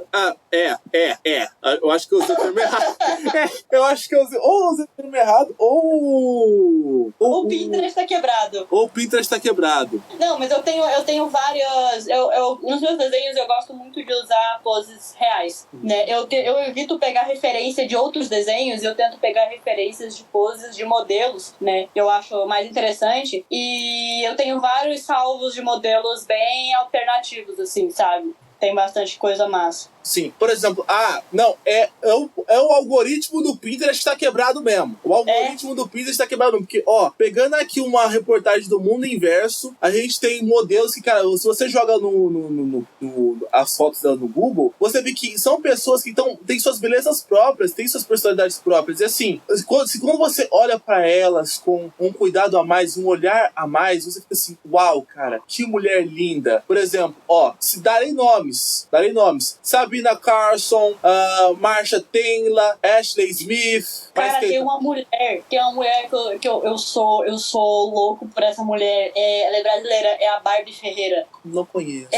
A Barbie Ferreira fez Euphoria. Ela é a gordinha do de Euphoria. O nome dela é Barbie Ferreira? Barbie Ferreira, ela é maravilhosa. Ela me lembra, sabe quem? Ela me lembra, não sei porque ela me lembra a filha do Ozzy. Não sei porquê. Ela me lembra a filha do Ozzy, cara. Ozzy Osbourne. Eu sei. Nossa, eu nunca vi assim. Mas eu acho ela maravilhosa. Eu acho ela... Sabe quem também tem a sua beleza exótica, onde você para pra você olhar e tem gente que olha com vergonha isso, mas é uma das coisas tão bonitas e, cara, eu fico feliz que os tempos modernos souberam enxergar a beleza naquilo e te ligo. Eu acho lindo também. A Willie Harlow, cara, é uma das modelos mais lindas que você encontra por aí, cara. Quem vê e discorda tá errado. Eu acho até muito triste, né? Tipo, acho que tava anunciando que iam fazer... Não, é porque teve um escândalo lá da ilha... Oh, cuidado! Aquela ilha lá, né? Aquela ilha lá que tá famosa, e daí puxaram o assunto do... Michael Jackson. Cara, é muito triste, né? Todas as mudanças corporais que o Michael fez por causa do vitiligo. O vitiligo, foda do pai dele, foda que não queria se parecer o pai dele. E assim, o Michael sempre foi um cara mó bonito. Sim. Você pega o Michael Jackson na época do The Wall, cara? Nossa! Ele era muito lindo, mano. Eu fico morrendo de pena de tudo que ele fez por causa dessa não aceitação, sabe? Sendo que ele ia ser um cara lindo de qualquer jeito. Sim, é muito triste tudo isso, cara. É muito. Magoa muito isso tudo. E, cara, assim, eu queria até fazer uma pergunta pra você sobre... Assim, uma pergunta, como é que você tá envolvendo o tempo? Você tá com tempo? Você pode ficar um pouquinho mais? Eu posso ficar mais um pouco. Até umas 5h40 eu fico. Tá, perguntinha rápida, o nosso último tópico aqui que eu pensei aqui agora há pouco. Queria até comentar com você pra não consumir muito seu tempo, pra gente já logo acabar o programa, né? Conta pra gente como é que é dar aula pra criança muito nova aqui no Brasil. Como é que é você trabalhar com criança? É difícil? Quais são os desafios? Cara, é difícil. Não é fácil, não. Assim, onde eu trabalho, como a gente é muito mais flexível, sabe? Tipo, a gente tem uma facilidade muito grande. Porque a gente conseguiu criar um sistema, tipo assim, o lugar, eu vou até dar o nome do lugar que eu trabalho, que dependendo de onde você mora, você tem, que é o Alicerce. E eles desenvolveram, assim, uma trilha, vamos dizer assim, que é meio que os conteúdos dos anos das escolas, né, separados e certinhos em bimestres. Só que a gente não pega os alunos e coloca eles para estudar os conteúdos dos anos que eles estão. A gente faz uma provinha, que é uma prova bem dinâmica, parece um joguinho, sabe? Daí eles gostam muito de fazer, faz no tablet. E a gente consegue saber o que essa criança sabe, o que essa criança não sabe. E a gente vai trabalhando esse conteúdo, não o conteúdo do ano dela. Entendeu? Porque a gente pega crianças que têm defasagem. Então a gente vai estar estudando o conteúdo que ela não sabe direito. E a gente tem, assim, um avanço em um bimestre, em 2 meses, eles subirem de 1 a 1 ano e meio nessa trilha escolar deles, sabe? Eles recuperarem essa defasagem. Mas não é fácil, tá? Principalmente com as crianças menores, porque hoje, muito por causa da internet, né, tipo, da telinha, eles não conseguem se concentrar. E não é TDAH, não é nada disso. É que eles realmente não conseguem mais se concentrar porque eles estão recebendo conteúdo tudo muito rápido. É muita dopamina, muito excesso de dopamina. É muita dopamina. Então você tem que passar, tipo, fazer uma atividade com eles ali do alfabeto, de alfabetização. Eu peguei uma menina que quando ela já sabia o alfabeto. E eu tava tentando ensinar os sons do alfabeto e ela juntar as letras, tipo C, A fazer K e SA fazer SA. Daí ela faz casa, né? E assim, quando eu começava a tentar entrar ali e estimular ela a juntar as letras, a lembrar qual som que as letras fazem, ela falava assim: por que você tá fazendo isso comigo? Tá muito difícil. E assim, esse acho que é um dos maiores problemas da nossa educação. Primeiro, a gente não... o nosso sistema educacional de você sentar, ficar 4 horas sentado quieto, olhando pra frente, é um péssimo modo de você aprender, sabe? Isso não funciona pra metade das pessoas. As pessoas não conseguem se concentrar, isso não funciona principalmente com quem tem algum tipo de neurodivergência. A gente tem um menino lá, que ele é autista, ele tem 5 anos, e o autismo dele é mais complicado. E a gente conseguiu evoluir muito com ele em pouco tempo, sendo que, tipo, na escola, ele tá indo pro 1º ano, os pais estão desesperados porque ele não para quieto. Ele é aquele autista que é muito hiperativo, ele quer correr, ele quer pular, sabe? Então, uma escola não atende a necessidade dessa criança. E as escolas, a maior parte das escolas, não atendem a necessidade de nenhuma dessas crianças. Então, aí vem o ponto que eu falei, a gente também não tem disciplina. Quando eu falo disciplina, eu não tô querendo dizer de você espancar a criança, tá? Tipo, não é isso. Eu tô falando assim, ó, você ensinar pra aquela criança que ela não vai aprender se ela não estudar. Eu vi um vídeo, óbvio que eu não vou fazer a mesma coisa, mas eu vi um vídeo, acho que na Coreia, que criança pequena, tá? Do pré, de 4, 5 anos, que a professora, antes de pegar os alunos, bagunçava toda a sala, jogava as coisas no chão e tal. Aí pegava as crianças e eles iam entrando de mão dada com a professora em fila. Ela não precisava falar nada, ela soltava, eles iam arrumar. Cara, isso é disciplina. Isso é muito importante. Sabe, isso é uma coisa que você só aprende se for ensinado desde o começo. E daí a gente tem um problema cultural, tá? O brasileiro não tem, culturalmente, a ideia de disciplina. Na verdade, isso é uma coisa que é da nossa sociedade ocidental. Nós somos muito menos disciplinados que os orientais. E aqui no Brasil isso é muito mais acentuado. Por quê? Porque a gente é um país pobre. Então, os pais dessas crianças não têm tempo de dar atenção para essas crianças, sabe? Então eles não têm disciplina não por culpa deles, não é por culpa dos pais,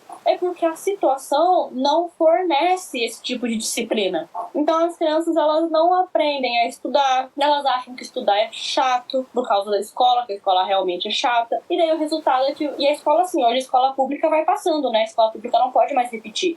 Então a criança tá lá indo pro ensino médio e não sabe ler e escrever direito. Só pra... Se você me permite, eu queria até comentar um caso, só pra vocês terem uma noção, cara. Eu tenho um primo meu que é um rapaz que tá entre os seus 14, 15, tá entre os seus 14 a 16 anos, ele ainda tá no ensino fundamental, cara. Cara, eu tive no ensino médio, tá? Tava me formando no terceirão. Colega, que o professor falava pra ele ler um texto e ele lia que nem as crianças que eu atendo hoje. É sério, isso acontece muito. E, no geral, as crianças adoram, tá? Elas adoram ir pro alicerce, elas ficam loucas, porque a gente não fica o dia inteiro estudando. E a organização é diferente. Então a gente faz muita brincadeira, sabe? Você junta mais a brincadeira com o campo do estudo. Então você junta um ao agradável. E daí eles gostam, tipo, tem um... A gente sempre faz, eu faço, né, no caso, pra estimular a leitura. Nas quartas-feiras, eles levam um livro e eles vão ler esse livro e escrever, né, para os meninos mais velhos, para as crianças mais velhas vão escrever um resumo, e para as crianças menores elas vão escrever uma frase que elas gostaram, não estão aprendendo a escrever ainda, né? E eu bato na tecla do resumo porque as crianças, elas não são ensinadas a formular frase, eles formulam frases muito ruins, eles não aprendem a usar pontuação do jeito certo, porque a gente vê isso muito rápido, né? E daí as crianças, elas no geral, né, gostam muito de quadrinho, principalmente de mangá. Então eles têm os mangás deles, às vezes eu tenho uma coleção aqui de 300 mangás, às vezes eu levo mangá pra eles lerem, pronto, eles ficam ali o dia inteiro lendo, porque é o que eles gostam de ler, é o que eles querem ler, porque tem isso, o quadrinho é muito bom, né, pra essa fase, porque você tá estimulando a leitura e você também tá estimulando o visual, porque esses quadrinhos têm desenhos muito bonitos. E se a gente acha que não, mas a prática visual do desenho, da ilustração, cara, faz uma diferença muito, muito grande na hora de você conseguir raciocinar. Eu peguei uma menina que ela queria... Na sexta-feira a gente sempre faz um conteúdo diferente. E eu levei um globo, porque ela pediu, ela é muito ruim em geografia e ela queria ajuda com geografia. E eu mostrei os continentes e tudo. Eu falei, vamos desenhar o mapa mundi com o globo do lado, tá? Eu dei um globo enorme, ela tava podendo ver o globo. E ela não conseguia desenhar o formato dos continentes. Ela colocava, tipo, ela desenhou a Ásia como uma bola gigante e ela colocou a Oceania debaixo da África. A gente acha que não, mas a prática visual de você desenhar, de você ver um desenho bonito, faz muita diferença. Caramba, cara. Assim, a sua experiência em campo ensinando essas crianças, com sinceridade, com muita sinceridade, eu queria que você me respondesse 2 perguntas. Qual que é o principal desafio para ensinar, para ser professor, para ensinar crianças atualmente em 2024? Segunda pergunta, se você tem, quais são suas expectativas pro futuro, como após se formar em História? E 3, como você se sente vendo relatos, vendo casos de professores que são muito maltratados pelos alunos por, às vezes, colégios de... Acontece muito em escola pública, não dizendo que não acontece em particular, mas que é muito comum você encontrar em escolas públicas, você encontrar, por exemplo, muito professor sendo maltratado, muito professor sendo vítima de agressão, sendo vítima de violência. Por exemplo, teve até um caso muito famoso que passou até no Fantástico também. Eu não vou lembrar o nome do rapaz, mas era um professor, tadinho, que ele dava aula com muito amor, muito carinho. Acho que ele dava aula de história, o português. E ele era um cara que...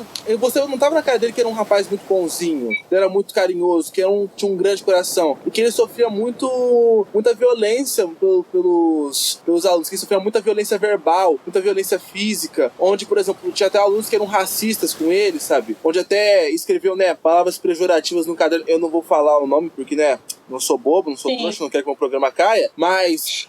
podemos entender que tem uma desfeita ali, que tem uma falta de desvalorização, onde a gente encontra muito aluno que sofre, muito professor que sofre essa violência dos alunos. Eu queria ver como que você enxerga tudo isso. Qual que é a segunda pergunta mesmo, só para eu conseguir fazer a ligação nas 3, eu esqueci.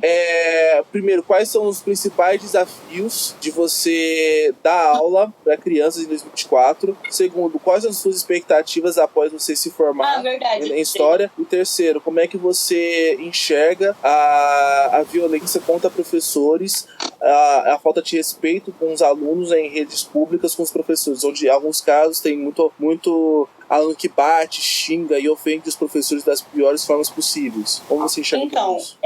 O primeiro, eu acho que o maior problema para dar aula no Brasil, em escola especialmente, é o sistema. Tá?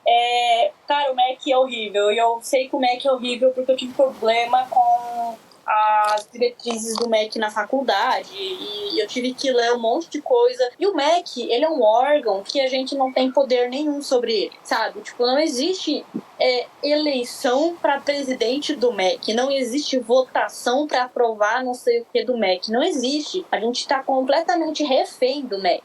E o MEC, ele é um dos principais responsáveis por esse sistema horrível que eu falei, que você acaba excluindo as crianças. E principalmente, você tem que dar o sistema, o molde que você tem que dar às aulas é muito ruim, por todos os motivos que eu acabei de falar, sabe? Você não vai conseguir a atenção daquelas crianças, até o sistema de você estar enfileirado e as crianças não poderem olhar e conversar entre elas, tem que ficar tudo em silêncio, é horrível principalmente pro professor, e é muito ruim porque você começa a tratar as crianças como se elas fossem submissas e elas não tivessem vontade própria. Elas não podem... sabe, tipo, você não trata as crianças como se elas fossem adultas. E é isso que a criança quer. A criança não quer ser tratada como um ser inferior. A criança quer ser tratada como você trata os outros. Eu acho que esse é um dos grandes problemas, né?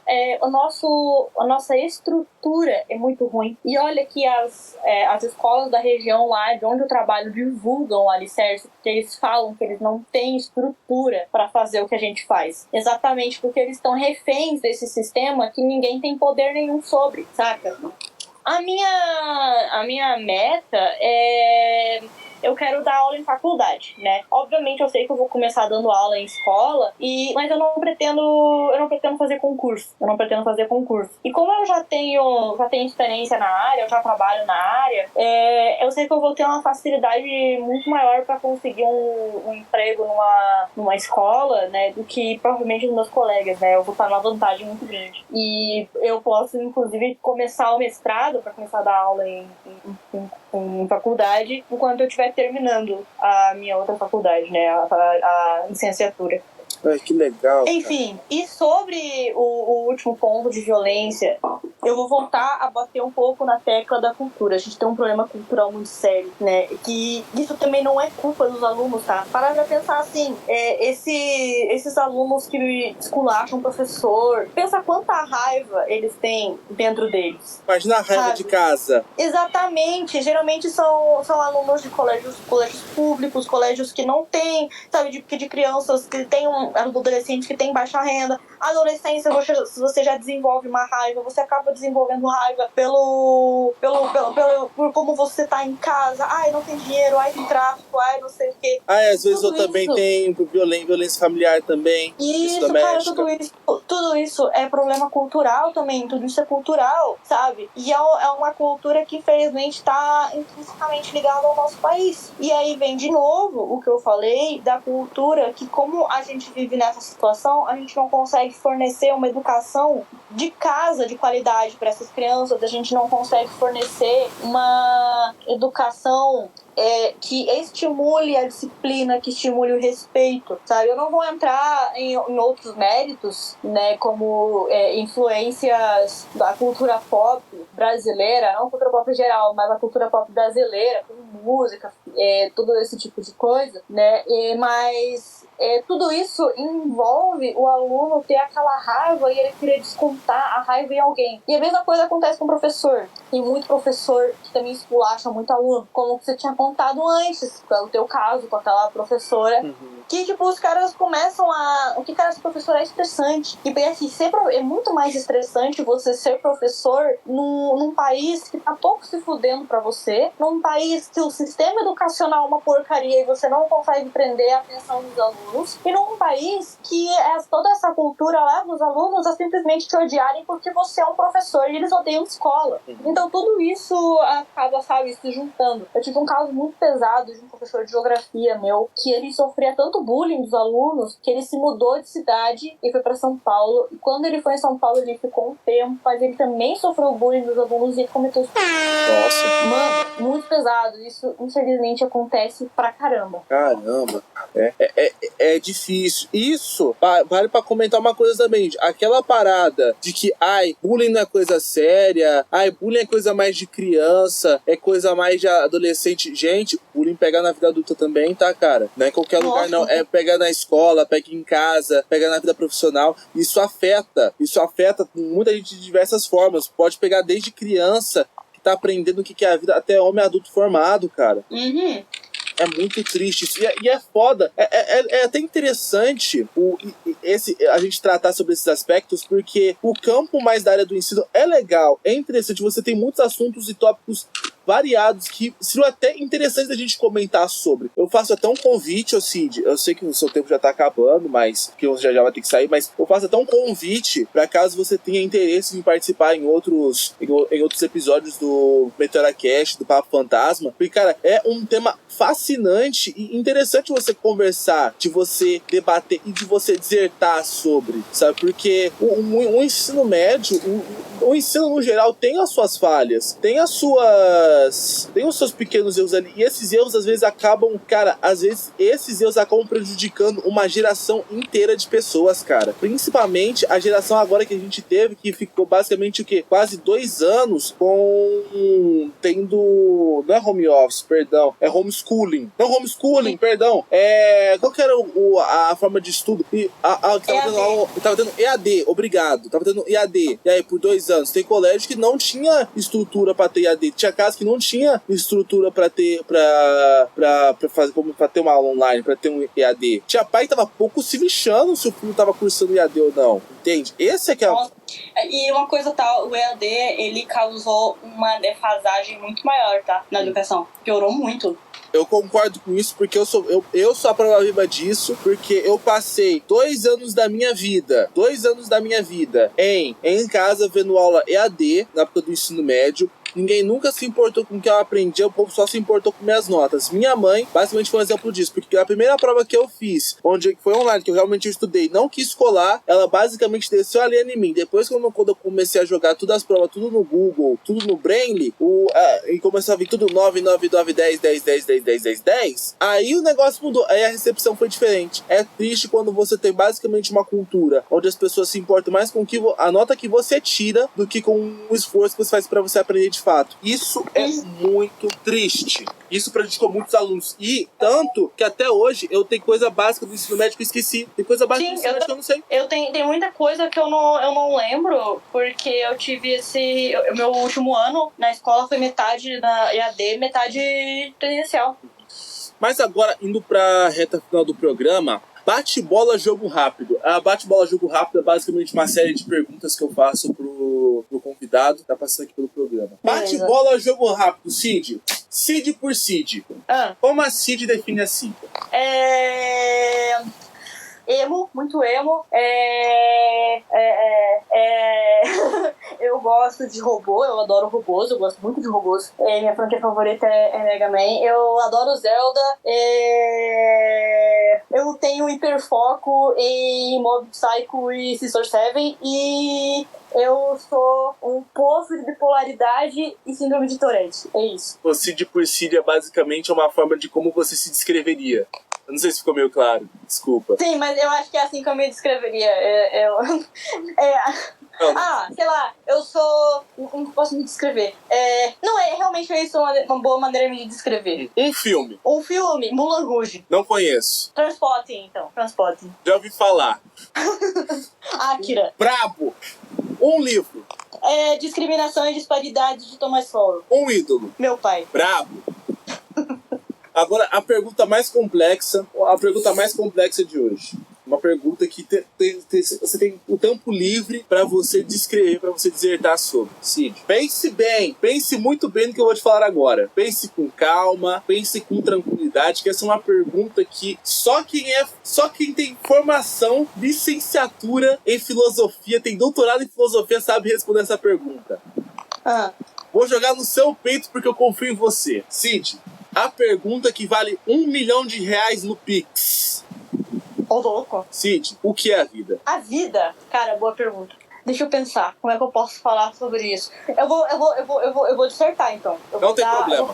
Eu vou falar sobre a minha... Eu tenho um projeto de quadrinho, inclusive, que eu amo de paixão esse quadrinho, e eu vou dar um breve resumo. Que nesse é um universo completamente distópico, pós-apocalíptico, em que sobrou apenas um pequeno território que é habitável, e os humanos, eles são dominados por ciborgues, que são seres superiores, vamos dizer assim, porque eles conseguiram, eles não sentem, eles não têm sentimentos, né, e eles agem puramente através da razão. Só que esse mundo foi tão destruído que o único jeito deles produzirem alimentos e continuarem mantendo os humanos como escravos é retirando uma energia da terra. Então os humanos têm que trabalhar com máquinas pesadas para conseguir retirar essa energia da terra. E a história começa quando um cientista ciborguiano que não concordava com o regime, ele desenterra, ele encontra uma antiga lenda que os humanos acreditam que era, você vai gostar do nome, o Meteora.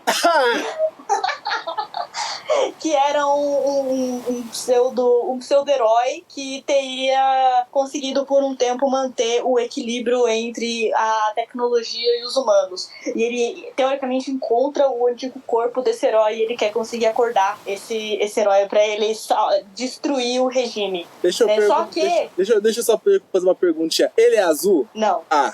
Quer dizer, não, ele usa azul. Ah, acontece. Olha como num lugar pequeno, cara, porque eu tenho também uma personagem chamada Meteora, que ela usa um traje de cor azul também. Não, ele tem uma blusinha azul, assim, o cabelo dele é branco, e aí o branco puxa um pouco do azul também, né? Enfim, e acontece, né, que conseguem acordar o Meteora e uma das pessoas envolvidas é uma mulher humana chamada Jigoku. Jigoku significa inferno, é baseado na lenda da Jigoku Daio, que ela seria a receptora do inferno japonês, né? E a Jigoku tem esse nome porque um dos poucos tipos de profissões que as pessoas conseguem se manter relativamente bem nesse mundo é a prostituição, e ela é adepta desse trabalho, né? E ele, esse herói, ela acaba dando nome pra ele de Komorebi. Komorebi é uma expressão japonesa pra a luz que entrepassa as árvores, né? E ela dá esse nome porque ele não é aquele herói que eles falavam. Ele é muito preto, ele é muito cinza, sabe? Então ele é uma luz no fundo do seu próprio túnel. Ele mesmo não é aquela ideia de pureza total, né? E ele acaba se apaixonando por ela, então ele acaba desenvolvendo sentimentos, e isso acaba levando ele a questionar sobre a vida humana, a existência humana e a existência dos ciborgues, e começa a notar como a ideia de viver puramente pela razão, ela é equivocada, e que a beleza dos seres humanos é que eles podem ser muito cruéis, mas ao mesmo tempo eles podem ser muito bons, né? E o grande ponto em tantas milhões de possibilidades de vida, tá? Tantas milhões de possibilidades de vida. A vida que surgiu aqui é, em muitos casos, boa e ruim ao mesmo tempo, e não totalmente maléfica. Então eu acho que a vida é isso. A vida é a oportunidade de você conhecer e contemplar esse tipo de questão, e principalmente de você amar e ser amado, e amar de várias maneiras, não apenas o amor romântico, né, mas o amor pela própria existência e pela própria possibilidade de pensamento. Caralho, que raciocínio foda. Antes da gente acabar o programa, pessoal, eu achei um poema, enquanto navegava pelo Instagram, muito bonito, que eu acho que vale a pena a gente... Eu vou falar aqui no programa pra acabar ele bem, acabar ele legal, e junto da presença da Cid, que, cara, que fez todo esse raciocínio, que trouxe uma visão, uma perspectiva muito bacana e muito legal sobre a vida. Torcendo para que o acaso me traga você, do perfil do Peito para Você, escrito por Vitória Rocha. Coloquei meu coração na mão do acaso, torcendo para que o acaso me traga você. Caso você se pergunte onde me encontra, saiba que estou no mesmo lugar de sempre. Não consigo ir muito longe, pois eu tenho essa urgência em te querer. Me disseram que o caminho a seguir é seguir sempre em frente, mas eu ainda não aprendi a abrir mão do passado. Abro meus braços para te envolver, dou voltas em círculos nesse velho amor antigo. Você não traz nada de novo consigo, mas me surpreende positivamente sempre que você volta. Eu sei que nós não somos coisa do destino, talvez nem do acaso, mas eu juro que com você eu ainda me caso. Senhoras e senhores, muito obrigado por escutar o programa de hoje. A gente teve uma conversa incrível, maravilhosa e fantástica com a Cid, que topou participar desse programa, que, cara, foi uma coisa legal, bacana, divertida, onde a gente pôde conhecer mais uma pessoa fantástica que, infelizmente, cara, passaria despercebido aos olhos das pessoas comuns no dia a dia, mas que no Papo Fantasma, um programa que tem o intuito de trazer as pessoas mais interessantes, fascinantes, que a gente pode encontrar por aí ao redor do mundo e ao redor do Brasil também, a gente tem sempre esse espaço, esse lugarzinho especial para essas pessoas se abrirem e soltarem a voz pro mundo, onde elas podem falar sobre suas inseguranças, seus medos, seus sonhos e tudo que vier à mente, tudo que elas estão sentindo em seus corações. Pessoal, se você ouviu o programa até agora e gostou, dá um like, compartilha, se inscreve no canal, ativa o sininho, comenta. Pode não parecer muito, mas ajuda bastante a gente a continuar com esse trabalho de pé, ao Papo Fantasma conhecer mais pessoas, a gente fazer um trabalho mais legal, um trabalho mais bacana, um trabalho mais divertido possível. Pode não parecer muito, de verdade, pode realmente não parecer muita coisa, mas cara, isso ajuda muito. Isso ajuda muito com o algoritmo do YouTube, que é chato, que é difícil de trabalhar e que é sufocante. Todos os nossos links, se você quer falar comigo, se você quer falar com a Cid, se você quer acompanhar o trabalho da Cid, se você quer acompanhar meu trabalho, todos eles estarão na descrição do vídeo abaixo. Cid, você tem alguma coisa que você gostaria de falar pros ouvintes antes do programa acabar? Sim, acabei de postar o desenho que eu tava fazendo enquanto a gente tava conversando. Vamos dar like. É isso aí então. Pessoal, muito obrigado por escutarem o programa de hoje e nos vemos no próximo Papo Fantasma!